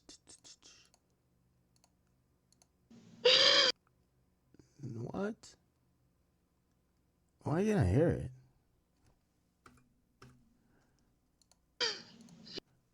Hold on.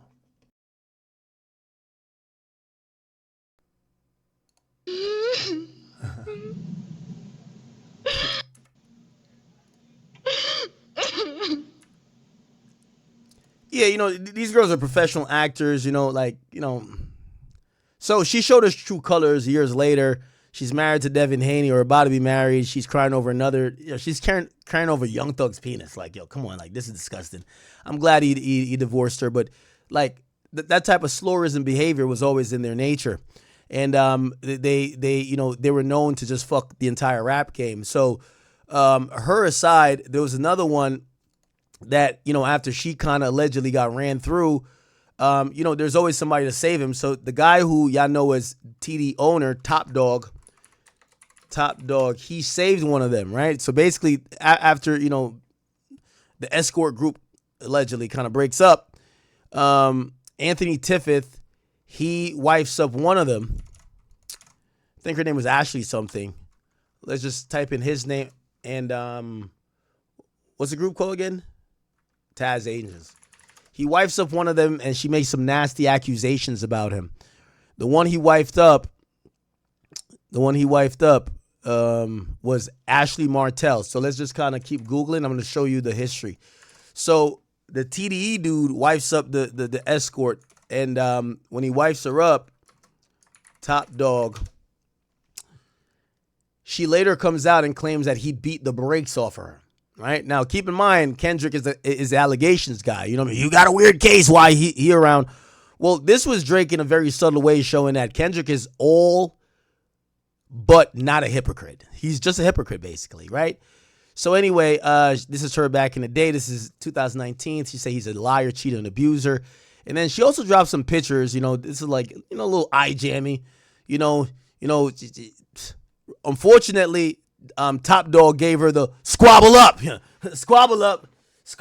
Yeah. Top Dog gave it a no. I'm not. It's not a joke. It's actually not funny. That's very heinous. And I don't know if he ever addressed the situation. But he gave her the squabble up. It was not good.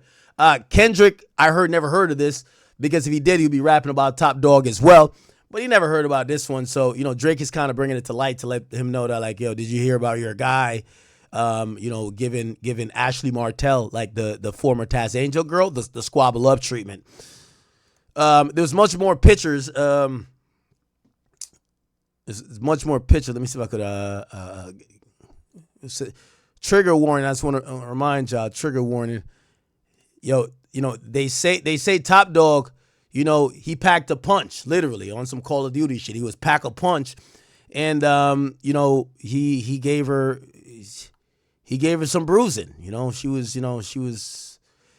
later went on to date, what do you call it again? Rest in peace to what's homie's name again?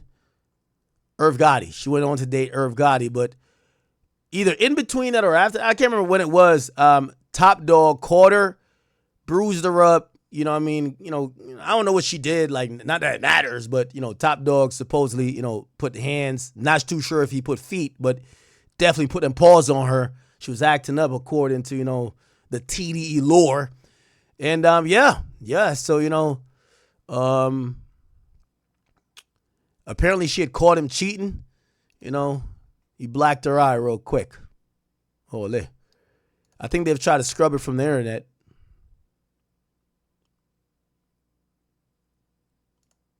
Let's see if we can find it. Yeah. Damn. Looked like some shit that Jake Paul would have got through a real fight, huh? Yeah, anyway, it's kind of, yeah. Ashley Martell has surfaced where she's claiming the hip hop mogul. By the way, Ashley, shout out to, you know, well-reputed journalists out there in California. We got Dejan Paul. He used to work very closely and be one of the affiliates to TDE until they realized they couldn't control him. He's an independent soul. They couldn't control his voice. And also, they were crazy homophobic, despite one of their artists being, you know, possibly of that ilk in terms of, I think Isaiah Rashad is homosexual. They treated him like garbage and dirt, and they tossed him out, and now he's speaking about, they were chastising him if he ever criticized TDE because, you know, the weird cases could only get criticized when they come from elsewhere, but now when it comes from TDE is allowed to have the weird cases. Everybody knows that. So when he went off script and he tried to like question or even bring some type of, hey, what's going on with this weird case that Kendrick would normally say, they got him out of there. He's lucky he didn't catch what Ashley Martell caught, which was like a little eye jammy. But just to let you know, he did give a breakdown of what happened with Kendrick's former boss, Top Dog, and a woman named Ashley Martell. Check this out. Ashley Martell has surfaced where she's claiming the hip hop mogul and TDE label owner physically abused her. She even shared photographic evidence after making a tweet alleging the physical abuse. For those of you who don't know, Ashley Martell is a popular internet personality and model who is best known for being a part of Taz's Angels. She has over 1 million followers on Instagram. She's pretty viral. And so I'm surprised that no other hip hop media platforms, especially the one on the West Coast, have covered this topic at all. But anyways, so on July 19th, Ashley tweeted, liar, cheater, and abuser, and tagged Top Dog's personal Twitter. I think his personal Twitter is like Ed Danger, Root, Powwow, whatever that means. He clearly... Now, I've been hearing, like, you know, I try to do a little digging around, you know, try to keep it all journalistic and everything. With, like, TD, what they said that technically, nobody gives a damn about Shorty getting her eye blacked and bruised up like this because there was no case. So it's only if you get a case. It's all about the case. Who cares if you beat up the chick? It's just about the weird case. So there was no case. So, you know, no case, no face, I guess. I don't know what the fuck. So shout out to TDE, you know what I mean? Beautiful things going on over there. I wonder if Kendrick think they should keep the family away from this. Nah. Kendrick probably, right? Nah. Anyway, let's keep it going. All right. Drake got them bars, huh? Okay, let's get to the breakdown. Mansion in Miami, there was allegations of sex working. But Drake admittedly makes a very off-ball reference to them like, yo, what happened to those people? And it almost seems innocent until you dig a little deeper. One of the former Taz's Angels, her name was Ashley Martell, and she had formerly accused Anthony Top Dog Tiffith, the CEO of TDE, of abuse. So here's a photo of her battered eye. I'll kind of censor that out just to be safe for YouTube. But yeah, squabble up shit, man. That's that squabble up shit. Photo of her battered eye. I'll kind of censor that out just to be safe for YouTube. But yeah, I don't think it's a coincidence that Drake randomly mentions Taz's Angels when one of the former models, who's still pretty Instagram famous at this point, formerly accused Top Dog of abuse. Hey y'all, I am a one-man show. I record, edit the video myself, create the thought. Here they said you have an album. Kendrick does help a bunch. Thanks so much. Back to the video. So obviously on this ICEMAN album, Kendrick Lamar caught a bunch of strays. Did he? What was the year they said you had? On the song Dust, Drake says, what was the year they said you had slaps? Because I don't remember it going like that. Since 2009, I had this bitch jumping.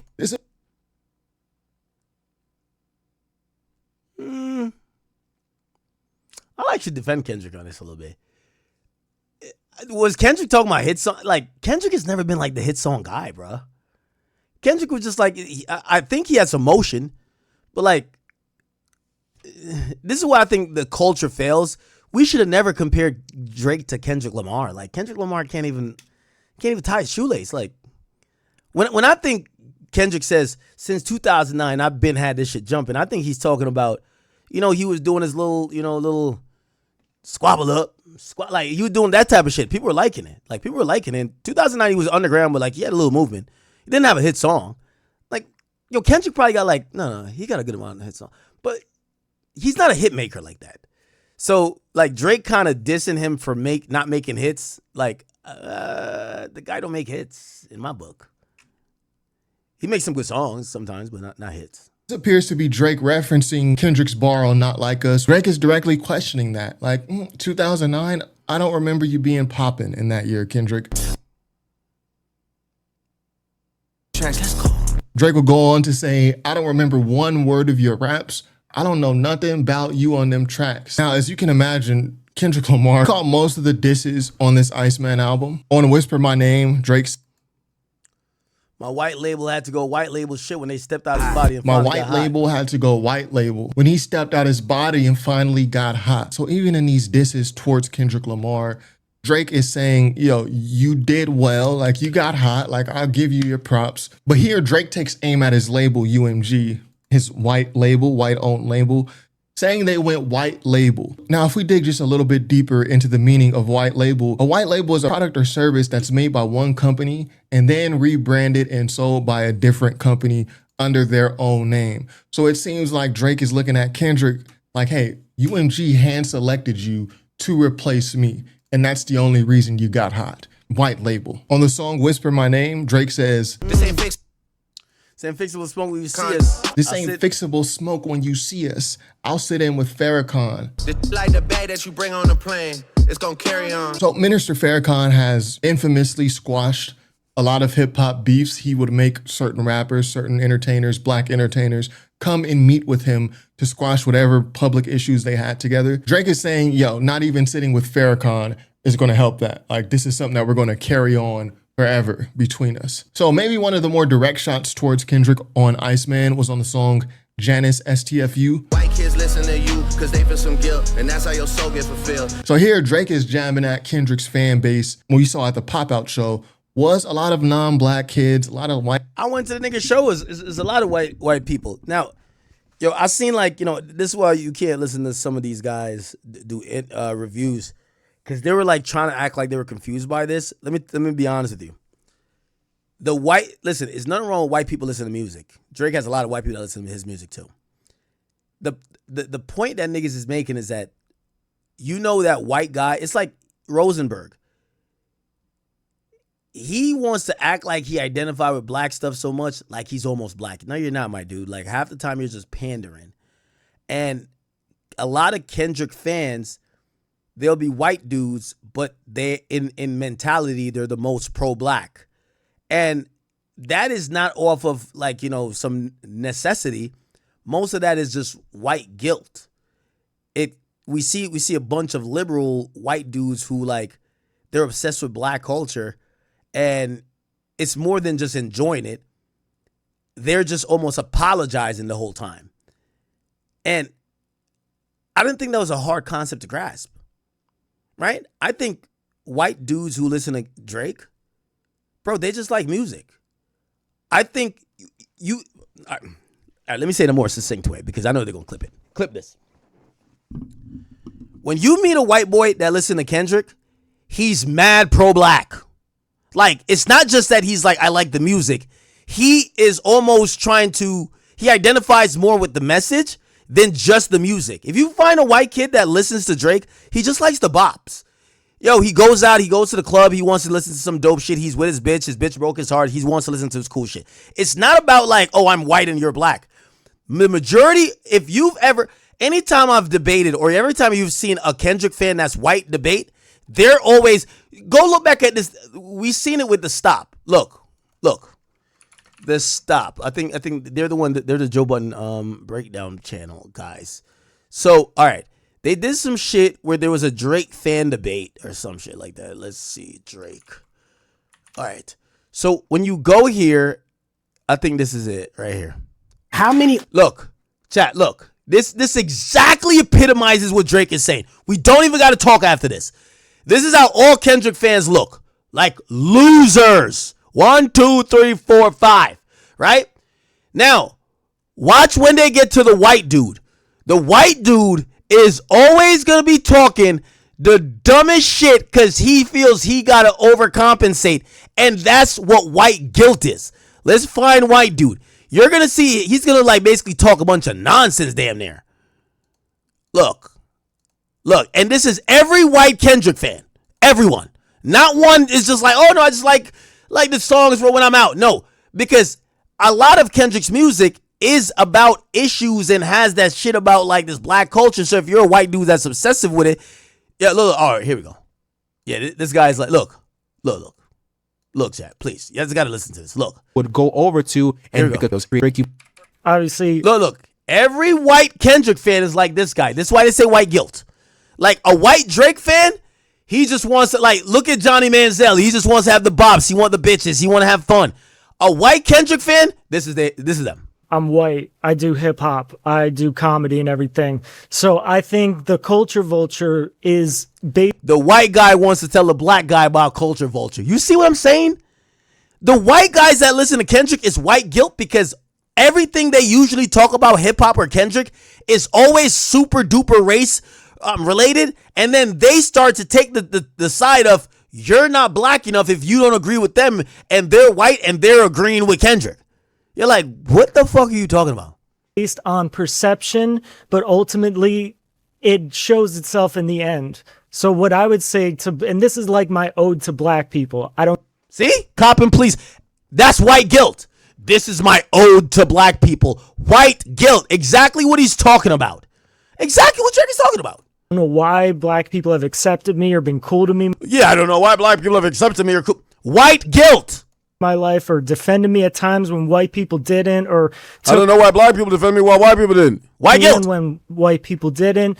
So I'm always going to be love. I'm always going to try to help. I can't say that I'm an ally or be like one of those liberal fakes because it's. They're talking about allies and shit. Like, bro, if you a white dude and you listen to Drake and you like Drake, you don't need to. You don't need to like declare yourself as an ally. Bruv, you just declare yourself as this music is a bop.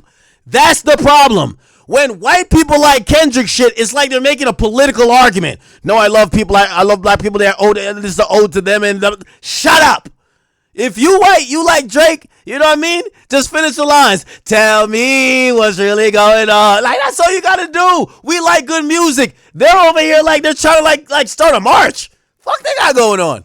I am who I am. I'm going to be real. It's going to come with love. And if I ever succeed in any type of black platform, Do you hear this shit? This is like Jeremy Hecht. This is the fucking dweeb that's on Ebro's show. This is, what's the guy named? The melon head guy. Like, this is like all of them in one. My money's going to black mental health. If I ever win in black culture, send my money to black mental health and black this. White guilt, you fucking idiot. And education, because they just know at the end of the day, I just want. And I had to correct it in the way that I did because I don't want people to act like white people not part of this hip hop shit in the conversation. Bruv, it's one thing you like music and you're a white guy and you're fucking jamming and you might be like, nah, Drake rap like this. But majority of Kendrick fans that are white, they're always not leading with how great he is as a musician. They're leading with white guilt to try to be like, nah, Kendrick's so great. He's so dope. He always talk about black people getting oppressed. Brother, you're white. Why are you telling us this? It's my white guilt coming out. Yeah, get out of here, bruv. A better life for myself. And just weirdly in the cosmos, I've tried to be accepted by white people. I went down the whole. Yo, this is the guy who, bruv. Line everything. I ended up in jail and shit. So no, sorry to hear that, bro. But it's like, it's crazy, like false charges and shit. I walked straight through jail. The black dudes, they tapped me like, yo, you're with us. Like, Oh man, yeah, this nigga sob story. The black dudes tapped me in jail. You're with us. Chat, you see what Drake is talking about, bro? Like, I don't even gotta play the rest of that, man. Let's go. Like, y'all know what we talk about now. White kids, which is kind of the reverse of how Kendrick portrays it in his music. The culture, black culture, this and that. I mean, I'm just giving you guys Drake's perspective here. And Drake is saying those white kids that are there, they're not even there because they like your music like that.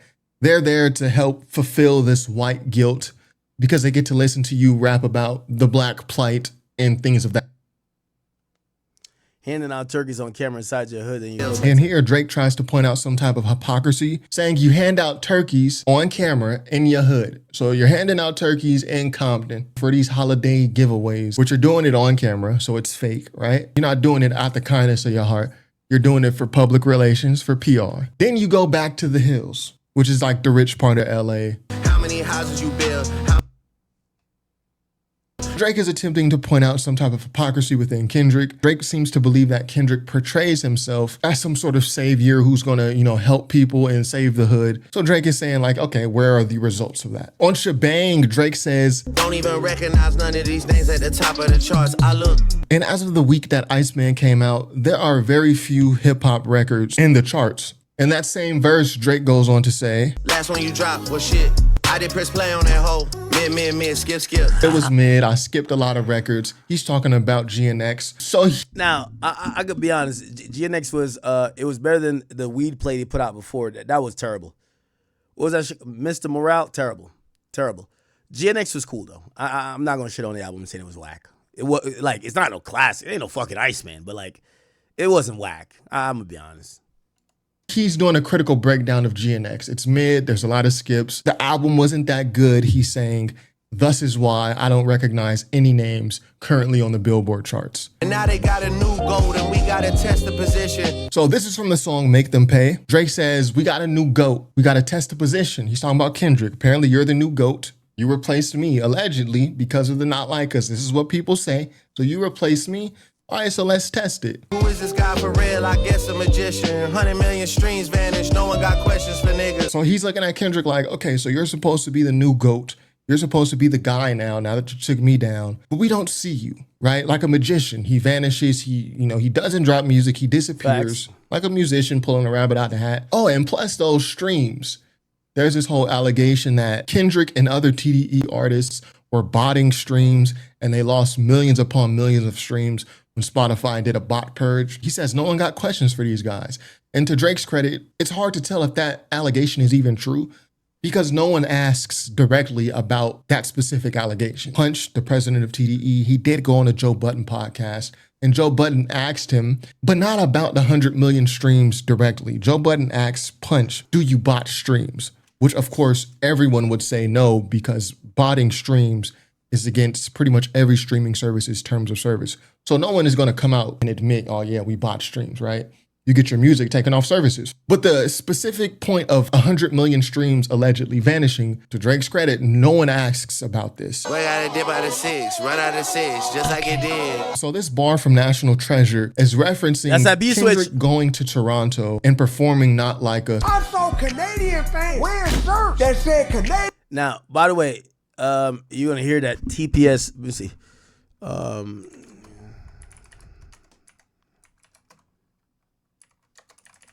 I think there's videos of police outside of Drake's crib. Oh, here we go. It's a TPS insured. I don't know if I thought we had a better picture. Anyway, TPS is Toronto Police Service, I believe.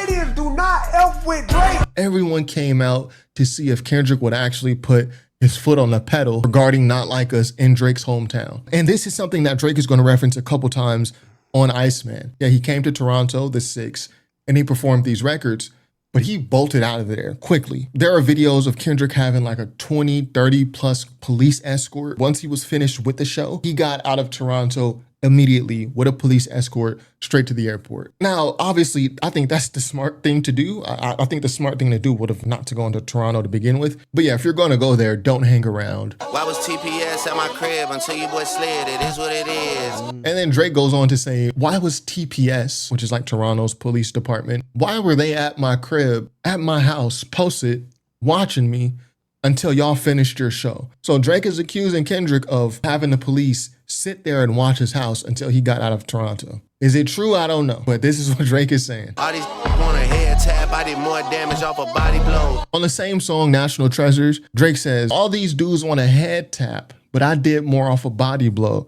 So this appears to be referencing Euphoria. Headshot for the year. You better walk around like Daft Punk. Where Kendrick says, headshot for the year. Y'all better walk around like Daft Punk. Drake is saying like, yeah, all y'all want the headshot, you want the head tap, but I'm doing more damage to you just off the body blow. Little boxing reference. I'm fighting a man, I suing a rapper, you was not listening.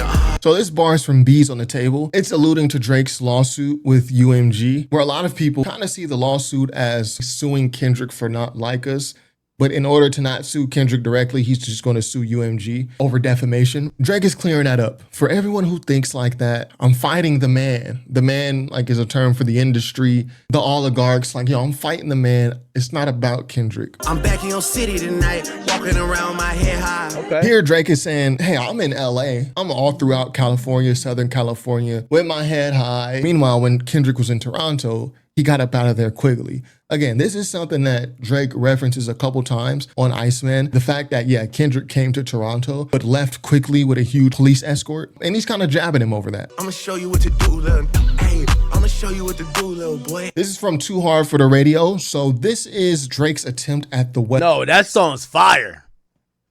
That song fire. West Coast record, but instead of going for the LA sound, like we heard on Not Like Us, Drake goes for the Bay Area sound. I mean, and even the LA sound, it's still pretty influenced by the Bay Area. Drake has short jokes for Kendrick for days, so you'll often hear him call him little boy, little guy, this and that. You put that jacket on anybody, your funeral bound. And on the song Make Them Remember, this is where a huge percentage of the disses from ICEMAN are on. This on this one song. Drake is talking about having this pedo jacket put on him. A booster seat for your sales, analyze what you tell. He's still making short jokes. Hey, a booster seat for your sales. Basically saying, oh, you're making pedo jokes to...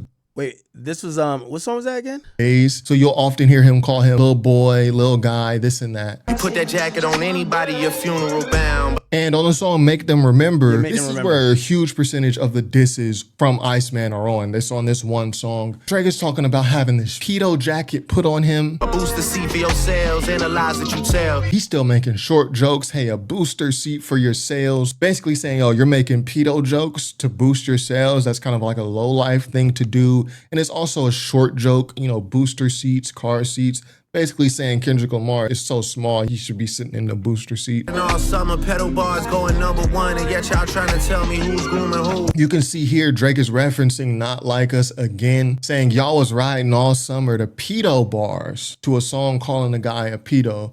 Yet I'm supposed to be the groomer. Like he's trying to turn it on the audience here. A Billboard #1, man, whoop-de-doo. They rigging the game because you fighting the biggest artist. So Drake is still holding true to this point that the industry is being rigged against us. So he's saying, yo, F a Billboard chart, because obviously you need the industry's help to chart that high on Billboard.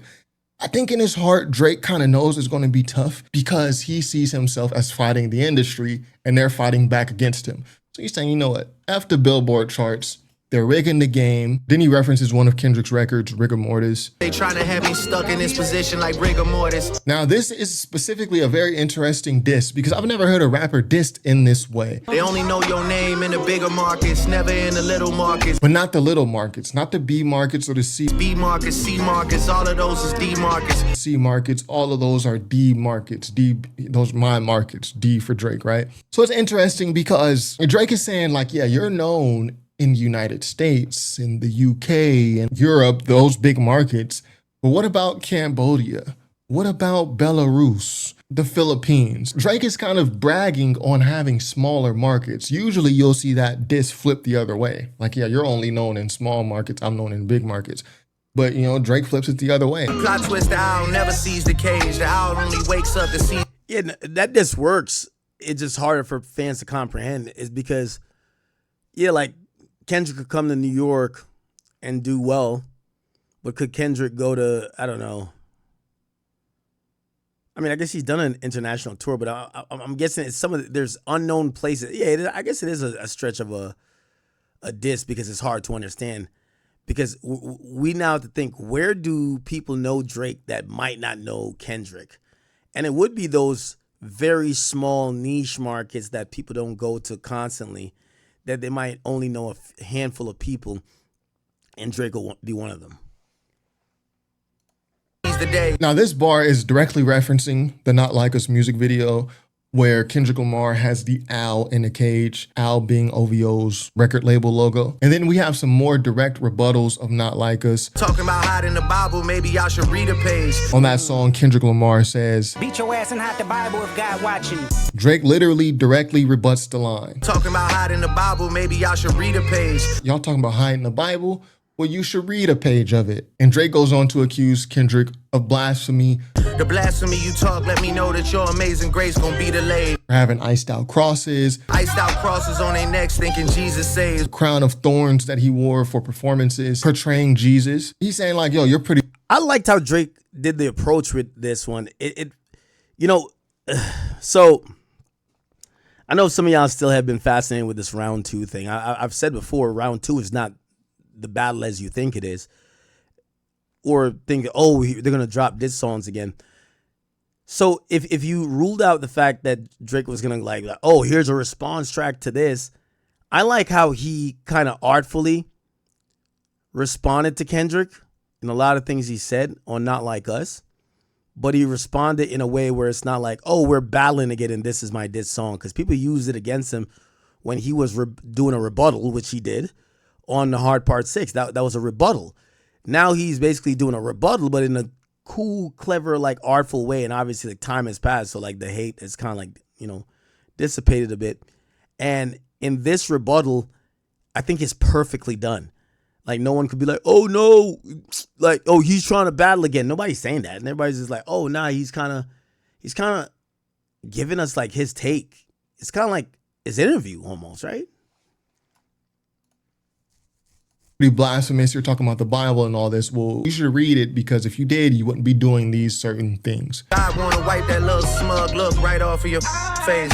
I do think this bar here is very funny, because Drake delivers the bar like he's just still so pissed about it. Like, man, I want to wipe that smug little smile off of your face. I can only assume the smile that Drake is talking about is when Kendrick Lamar was at the Super Bowl halftime show performing Not Like Us, and then he looks right at the camera, says, say Drake, I heard you like him young. The past several bars have been from the same song. So yeah, a lot of disses front loaded on this song. You boys too like double dates, running out the 6 like you want a race. You running out the 6 like you run a race. So again, this is one of them references to Kendrick performing Not Like Us in Toronto, getting a police escort right to the airport, right out of Toronto, immediately after the show. And Muggsy Bogues done for once, even I'm a bit amazed. Yeah, someone get a kid a raise. So this is probably the most potent diss to Kendrick on this ICEMAN album. Muggsy Bogues dunked for once, I'm a bit amazed. Yeah, someone give the kid a raise. He knows that Kendrick had a hit record. He knows he lost that battle. He knows what Not Like Us did. So he acknowledges it. Yeah, Kendrick, you got to dunk. But at the same time, he's kind of downplaying it. Like, yeah, Kendrick, you got to dunked, but even Muggsy Bogues dunked. Muggsy Bogues being probably the shortest NBA player of all time. Muggsy Bogues had to be like, what, 5'3", 5'4". So on one hand, it's a short joke. No way. Was Muggsy Bogues 5'3"? No, he was like 5'7", right? How tall was Muggsy Bogues? Oh, he was 5'3". What the fuck? Imagine him in today's NBA. He was 5'3"? What? Another short joke, one of many short jokes at Kendrick. But on the other hand, Drake mentions Muggsy Bogues dunking because he's comparing it to Kendrick beating him in a battle. Like, yeah, what you did was an anomaly. It's a statistical anomaly. If we ran that battle back 100 times, Drake is looking at it like, yo, I would win 99 times. What you did was an anomaly, like Muggsy Bogues dunking. But congrats anyway, like you still dunked, right? And then to end the song, Drake goes, what is it, the braids? Even when I cut them, I can never fade. I mean, it's Drizzy Drake. He directly rebuttals Euphoria. You got shit twisted. What is it, the braids? What is it, the braids? And it's a little wordplay. Even if I cut the braids, I could never fade. fade haircut, but also I'm still gonna be here much longer than you will. I'm never fading out. I'm never fading away. And y'all are talking about me having better perspective on life doing DMT. It's on this song Firm Friends where Drake rebuttals a line from Meet the Grams. But I suggest some ayahuasca, strip the ego from the bottom. Kendrick tells him, yo, you should do ayahuasca. Basically, you should do some drug that allows you to self-observe, self-actualize yourself. Drake is actually taking the responsible father route. Basically, I'm out being a great father. Meanwhile, you guys are talking about, oh, I should be doing drugs and DMT. Yo, I don't have time for that. It's an interesting angle to take because Drake has so often been dissed for being, I guess, a bad or an absent father. You are hiding a child. Let that boy come home. I got a son to raise, but I can see you don't know nothing about that. But here he takes the opposite route. Like, yo, I'm hanging out with my son. We chilling. We doing cool stuff, but y'all talking about I need to be doing drugs. I'm going back to Cali. I'm sleeping with death on my mind, cause the shots that I called in my time. Here Drake quotes Biggie, I'm going back to Cali. I'm going back to Cali. And LL Cool J, Biggie and LL Cool J both had those. That I called in my time. Oh. Here Drake quotes Biggie. We What's chilling, all we this? doing cool stuff, but y'all talking about I need to be doing drugs. I'm going back to Cali. I'm sleeping with death on my mind, cause the shots that I called in my time. Here Drake quotes Biggie, I'm going back to Cali. I'm going back to Cali. And LL Cool J, Biggie and LL Cool J both had those records, I'm going back to Cali. I thought it would be cool to Drake if he remixed I'm going back to Cali. That would have been dope because that's what Biggie did after his beef with Tupac. He dropped I'm going back to Cali and everybody in Cali loved it. That was like his West Coast record and we loved it, right? But he didn't do that. But he quotes it. He says, I'm back in Cali. I'm sleeping with death on my mind because the shots that I called in my time. Here he gets a little dark. He's like, yeah, I'm back in Cali where Kendrick Lamar is from, but he's thinking death because of what he's done to other people. He feels that the other side might try to do it to him because he's in op land, California op. He probably looks at it as op land, right? And then lastly, on the song Make Them Land, done to where Kendrick Lamar is from, but he's thinking death because of what he's done to where Kendrick Lamar is from, but he's thinking death because of what he's done to other people. He feels that the other side might try to do it to him because he's in op land, California op. He probably looks at it as op land, right? And then lastly, on the song Make Them Know. How did they say they got classes if it's that you never revisited? Drake rebuts a line from Euphoria where Kendrick goes, Yeah, my first one, like my last one, it's a classic. next rapper to catch shots on ICEMAN is none other than the last third of the big three, J. Cole. Me, I stood 10 T's and accepted the mission, cause I much rather death than submission. Now, these bars from the song Make Them Pay are very telling. I stood 10 toes.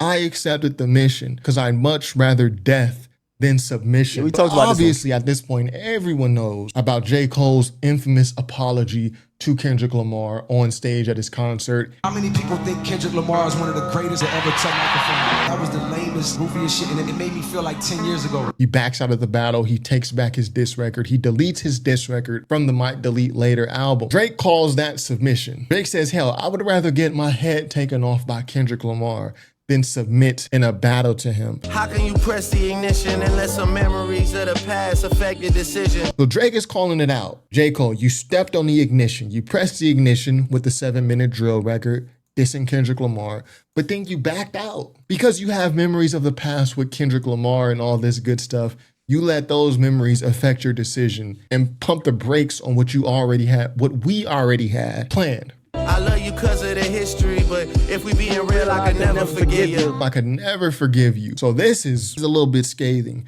because J. Cole is doing all these interviews after the Fall Off dropped, talking about how he still loves Drake. I mean, he wants to be friends. He was like, yo, I didn't want to come down there and put you in a situation on that stage and say some shit that you would have to stand behind. And I'm like, thank you. Thank God that you did it. Yo, even Drake was lying to this nigga, man. Nigga ain't want to come down there to put you in no type of position. Pause, nigga.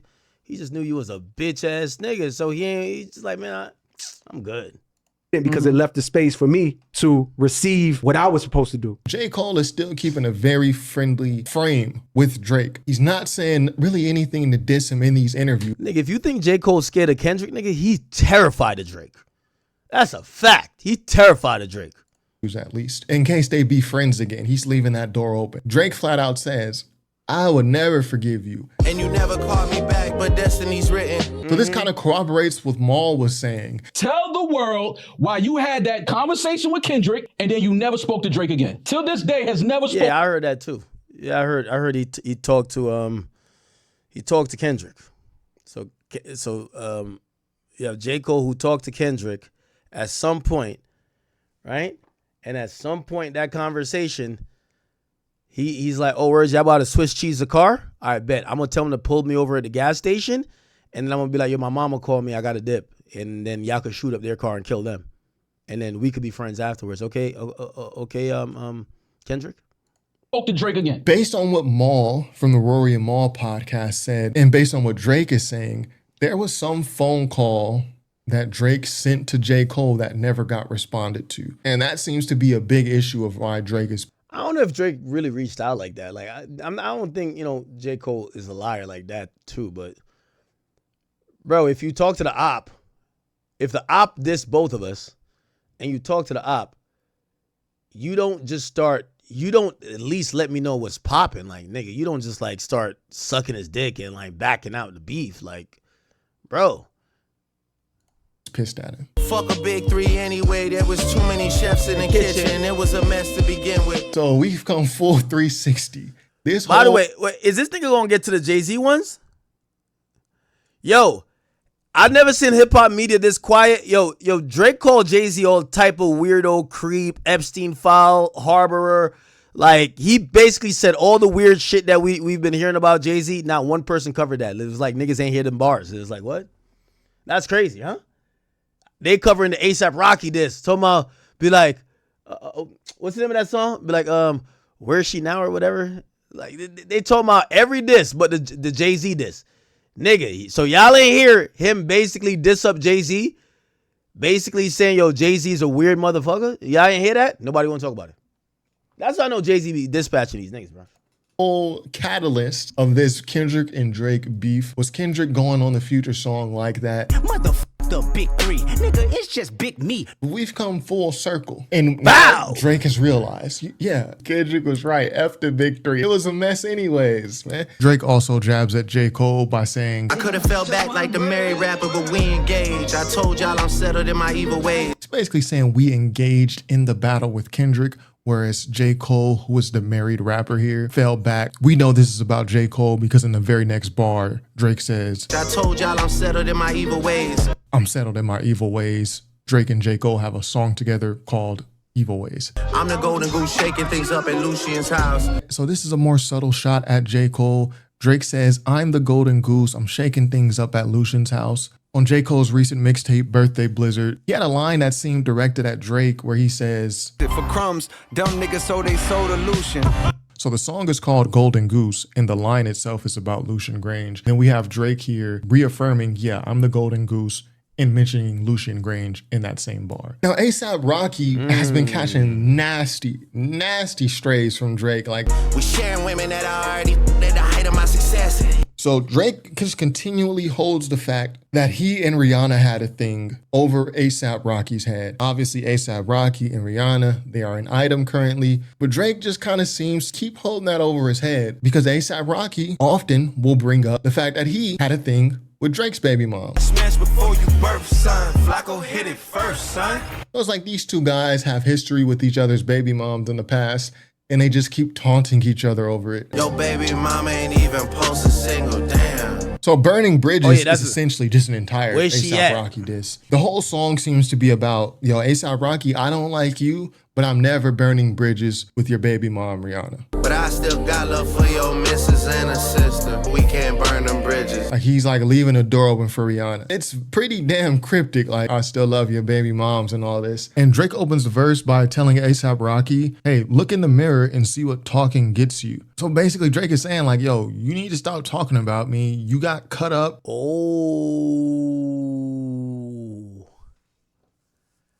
Does Drake hate A$AP like that? I never thought it was. I know they're like going at it over women, but yo, to kind of bring up the fact that he got cut is crazy, huh?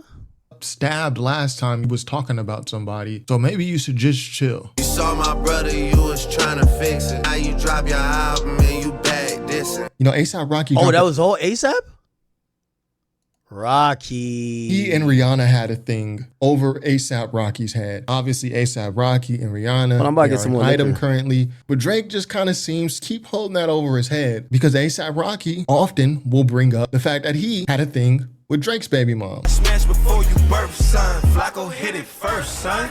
It was like these two guys have history with each other's baby moms in the past, and they just keep taunting each other over it. Yo, baby mama ain't even post a single damn. So Burning Bridges Where's is she essentially at? just an entire ASAP Rocky diss. The whole song seems to be about, yo, ASAP Rocky, I don't like you, but I'm never burning bridges with your baby mom, Rihanna. But I still got love for your missus and a sister. We can't burn them bridges. Like he's like leaving a door open for Rihanna. It's pretty damn cryptic, like I still love your baby moms and all this. And Drake opens the verse by telling ASAP Rocky, hey, look in the mirror and see what talking gets you. So basically Drake is saying like, yo, you need to stop talking about me. You got cut up, stabbed last time you was talking about somebody. So maybe you should just chill. You saw my brother, you was trying to fix it. Now you drop your album and you back dissing. You know, ASAP Rocky dropped an album earlier this year. There were a couple bars on ASAP Rocky's Don't Be Dumb album that could be construed as disses to Drake. Who's Rihanna's sister?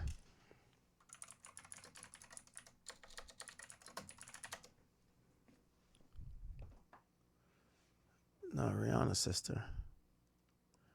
Drake parties with Rihanna's sister? Who's his sister?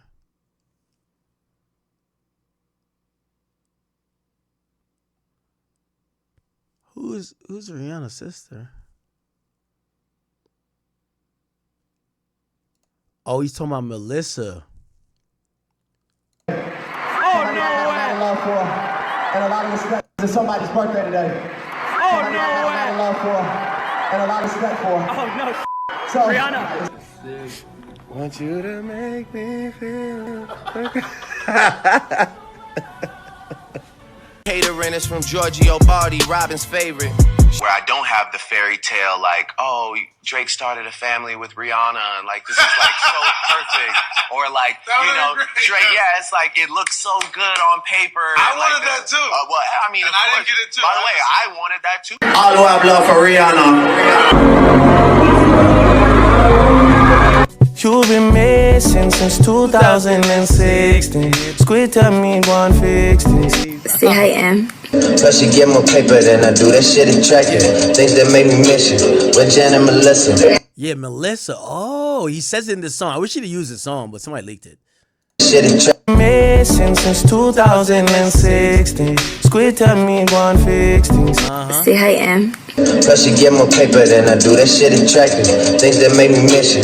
With Jen and Melissa. Say hi, Em. Working on me. I know you're not happy, girl. Everybody know. I see it in your boyfriend eyes at the show. Don't tell me let it go. I can't believe I let this girl talk about me like this, like publicly. Oh, like, God. I had to really take that in. Like I was like, damn, like we were really so locked in, and like you went in this interview and spoke about it like it was nothing. Thank God I didn't like blindly invest my like life and energy and time into that, and then I'm cooked. Yeah, you know, and I like I got a kid with this person who I can tell via like article text doesn't fuck with me like that. Oh shit, this is like a super cut. Word to M Dollar, she the only one could maybe save it. Shoulda hit you first, but since you know about the shit, I take it. M Dollar is known as Melissa Ford, who is one of Rihanna's closest friends. Wait, Melissa Ford? I thought it was another Melissa. What? Wait, Melissa's Melissa Ford? I thought there was another Melissa. Let me see. Rihanna friend Melissa.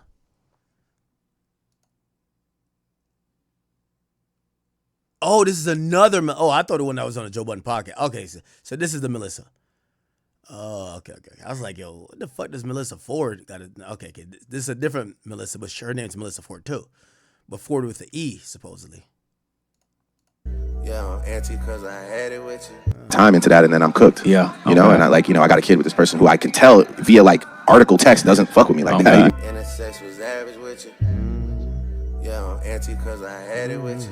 Word to M Dollar, she the only one could maybe save it. Shoulda hit you first, but since you know about the shit, I take it. M Dollar is known as Melissa Ford, who is one of Rihanna's closest friends. Drawing conclusions like you got a Parsons degree or something. Definitely a shot at Rihanna, as she did receive an honorary degree from Parsons School of Design. Parsons, thank you so much. Time for me to cover the shark. You know I can't sing this verse. I can't do this anymore. Process. I used to watch Harry Potter. That's how my Harry Potter spell. I don't sing this song anymore. You can sing it for me. Spring, if this a good idea, the next time you cuddle in a bed again. Everybody to say it. What's X's name? 1, 2, 3.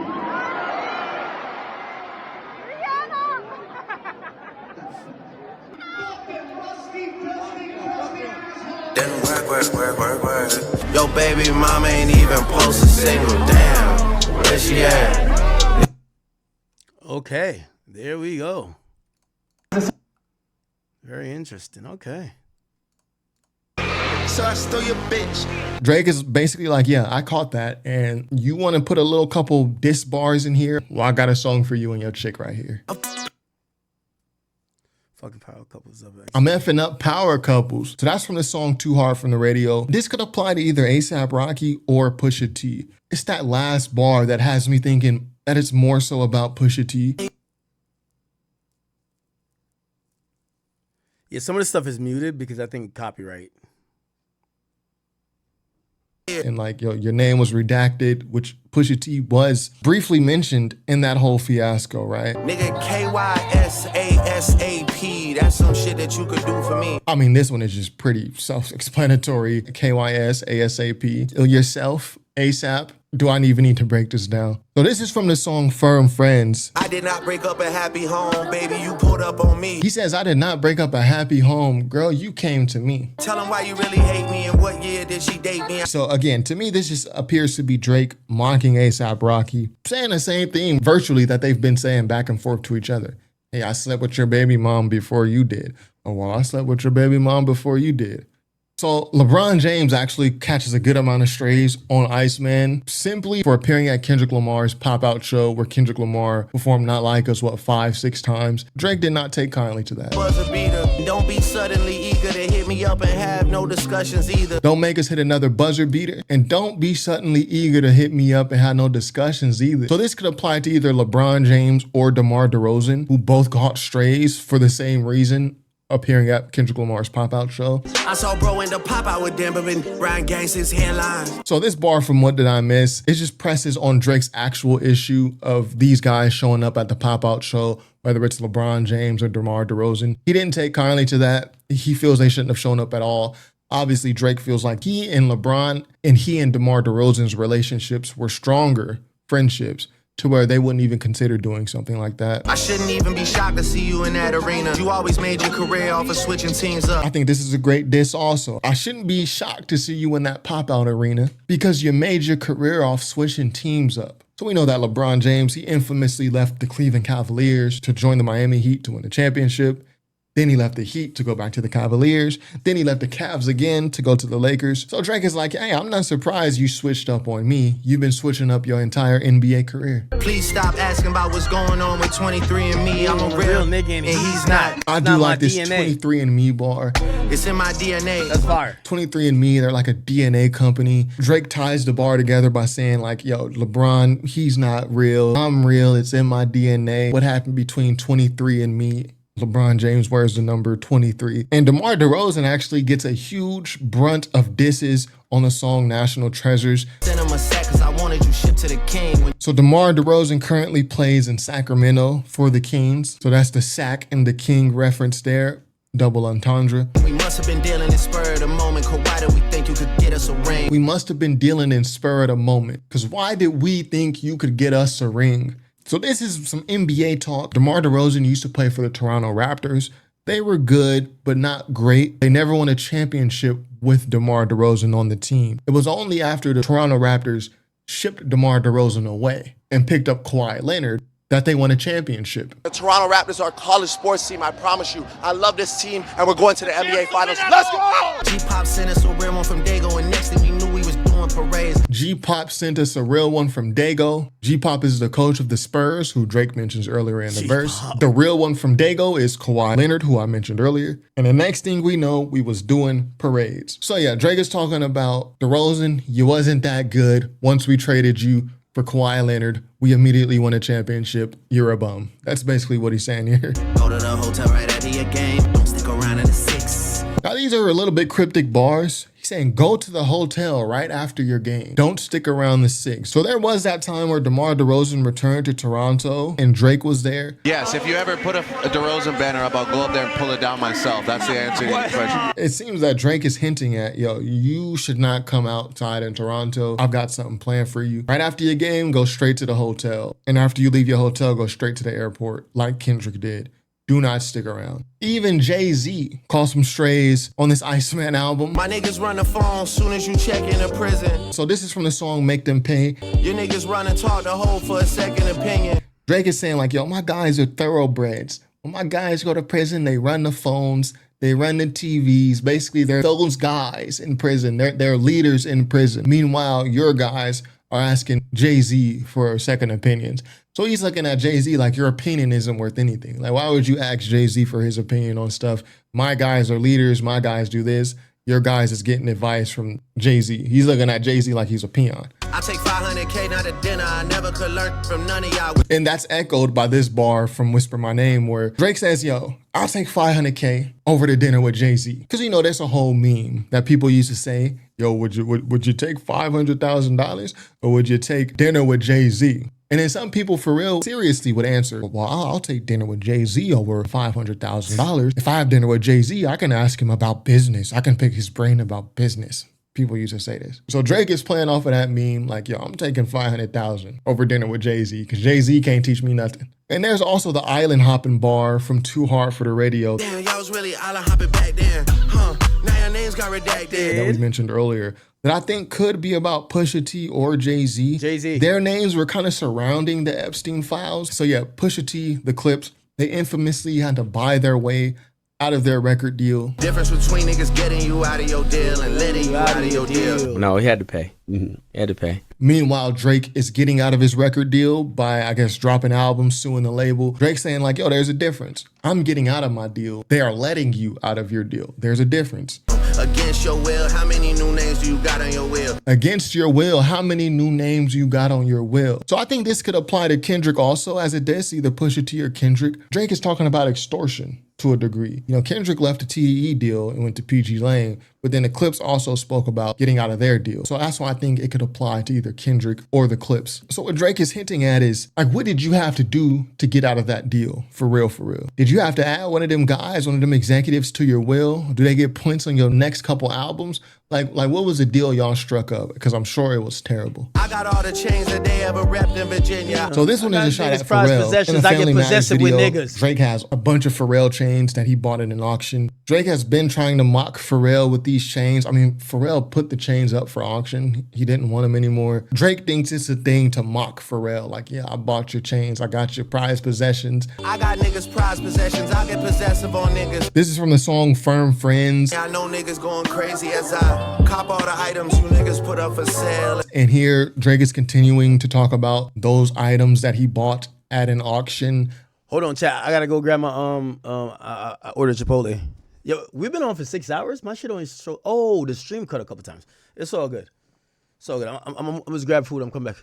You know, I think if I put items up for auction, I would be happy that we had a buyer. But I guess Drake is thinking of it like, I'm the last person they would want to have their chains that they put on for auction. Personally, I think they're happy that someone bought it. I think Kanye West caught a couple of strays on ICEMAN also. If I'm lying, I'm flying economy. I bet I know who I see. He said, if I'm lying, I'm flying. So that's a play on the phrase, oh, if I'm lying, I'm dying.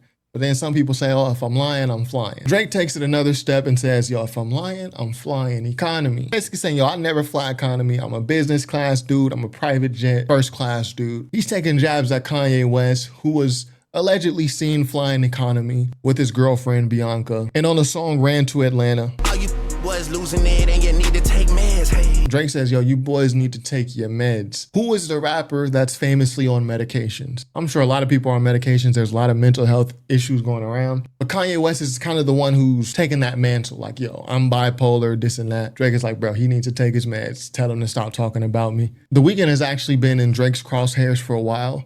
Boy, better be ready and able, I'm coming. On the song Plot Twist, Drake seems to be describing this very cryptic, very dark event that happened where he and his team approach somebody and things happen, right? But in this song specifically, Drake says, you better be ready and able, because I'm coming. The Weeknd's real name is what? Abel Tesfaye. So Playboi Carti also caught a stray, which could be connected to The Weeknd. Baby boy, please. I heard what you said to little bro about me. Why does Drake say baby boy? It's rumored that Playboi Carti's next album will be titled Baby Boy. So he's directly referencing Playboi Carti. And when you run into the Iceman, what you gonna do except freeze? Playboi Carti is in Drake's crosshairs. Why? He and Drake had worked together in the past, but then here comes Playboi Carti on his last album. I don't know. Was that a Carti shot for real?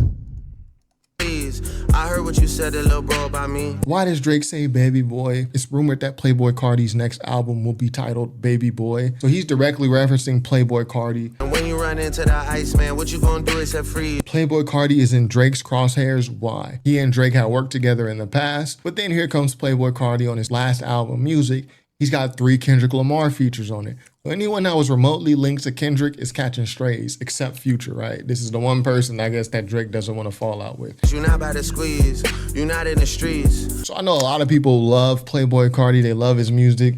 Drake just looks at him like a peon. You're not from the streets. When you run into me, you aren't going to do anything. You don't know how to shoot a gun. Now, hold on now. Can't talk about Playboi Carti like that. Not Cash Carti. Not Cash Carti now. Playboi Carti on his last album, Music, he's got 3.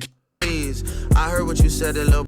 On the song Plot Twist, Drake seems to be describing this very cryptic, very dark event that happened where he and his team approached somebody and things happen, right? But in this song specifically, Drake says, you better be ready and able, because I'm coming. The Weeknd's real name is what? Abel Tesfaye. So Playboi Carti also caught a stray, which could be connected to The Weeknd. Baby boy, please. I heard what you said to little bro about me. Why does Drake say baby boy? It's rumored that Playboi Carti's next album will be titled Baby Boy. So he's directly referencing Playboi Carti. And when you run into the Iceman, what you gonna do except freeze? Playboi Carti is in Drake's crosshairs. Why? He and Drake had worked together in the past, but then here comes Playboi Carti on his last album, Music. He's got 3 Kendrick Lamar features. Oh, so every time he says like little bro, he's talking to Kendrick? Yeah, pretty much Kendrick executive producer, basically. Carti's album. I heard what you said to little bro about me. Oh. On it. So anyone that was remotely linked to Kendrick is catching strays, except Future, right? This is the one person, I guess, that Drake doesn't want to fall out with. You're not by the squeeze. You're not in the streets. So I know a lot of people love Playboi Carti. They love his music. Drake just looks at him like a peon. You're not from the streets. When you run into me, you aren't going to do anything. You don't know how to shoot a gun. You're not about that life. Dog, I was Aiden Ross with streams before Aiden Ross had ever streamed. I was Aiden Ross with streams before Aiden Ross ever streamed. So yeah, Aiden Ross is one of the most popular streamers, but it's a play on words.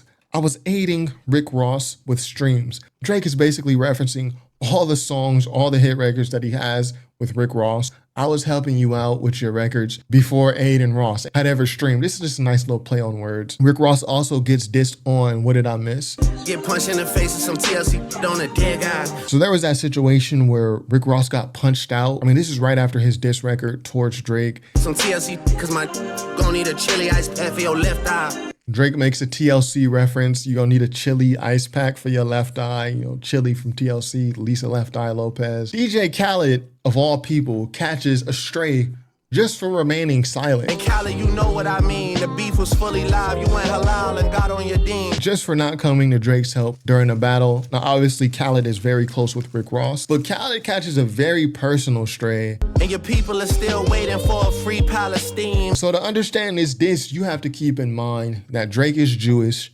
and DJ Khaled is Palestinian. But apparently everything is in black and white and red and green.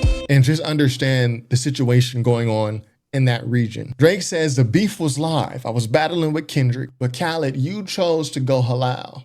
Like basically you don't want no beef. Drake takes it further, like, hey, we never heard you say free Palestine, DJ Khaled. Your people are still waiting on you to say free Palestine. But I guess for you, it's not that important.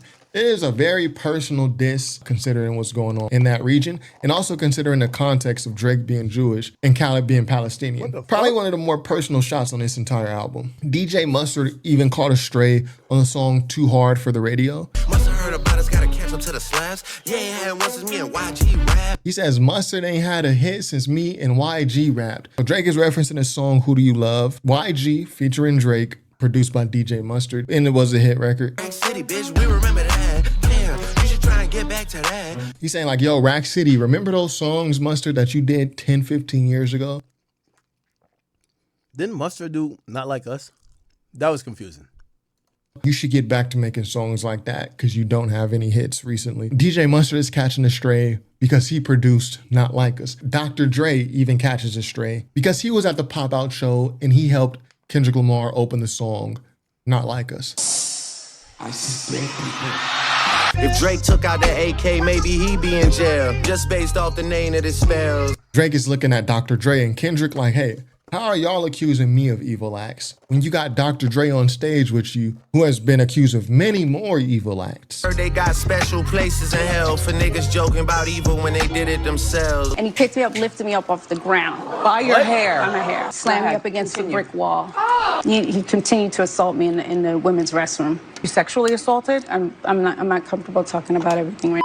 He's trying to point out this hypocrisy with quote unquote that side, Lucian Grange, Dr. Dre, Kendrick Lamar. And lastly, Joe Budden catches a nasty stray. Who knows which one of his bubble-shaped things I must have ushered through the double gates. Drake and Joe Budden have this thing where they date the same girls, or Drake is cracking the girls that Joe Budden is talking to. And over the years, Drake just taunts. Yo, is Tahiri gonna ever talk about this, man? How you leave my man Joey and go swim with dolphins with Drake, man? What the hell going on? Joe Budden about it. He's like mocking him. Showed her the time of her life while broski having stomach aches, hearing about good times at Lovers Lake. Like, yo, I had your girl out there swimming with dolphins. She was having a time of her life. Meanwhile, you back in Newark, New Jersey, sick, stomach aches. And send her back to you while you sleepwalking naked in another state. He mentions Joe Budden's sleepwalking incident. I'll let Joe Budden speak on that himself. That's the door that I decided to sleepwalk butt-ass naked.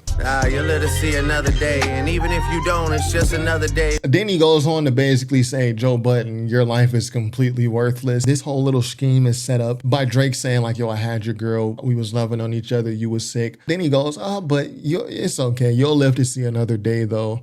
But even if you don't live to see another day, it's just another day. No one would even care if you died. It's crazy, unnecessarily mean, right? But yeah, anyway, those are all the shots on the ICEMAN album. Let me know if I missed any. What were your favorite shots? I think my favorite shot was actually the Muggsy Bogues Kendrick diss. And then I want to like the Khaled diss, but I just feel it was so extra. Like, we don't got to bring the Palestinians into this, man. And I don't even remember what DJ Khaled did to Drake. Like, did he actually do anything, or was it? All right, we got that already. All right, man. What they said, Joe responded to me. What Joe said?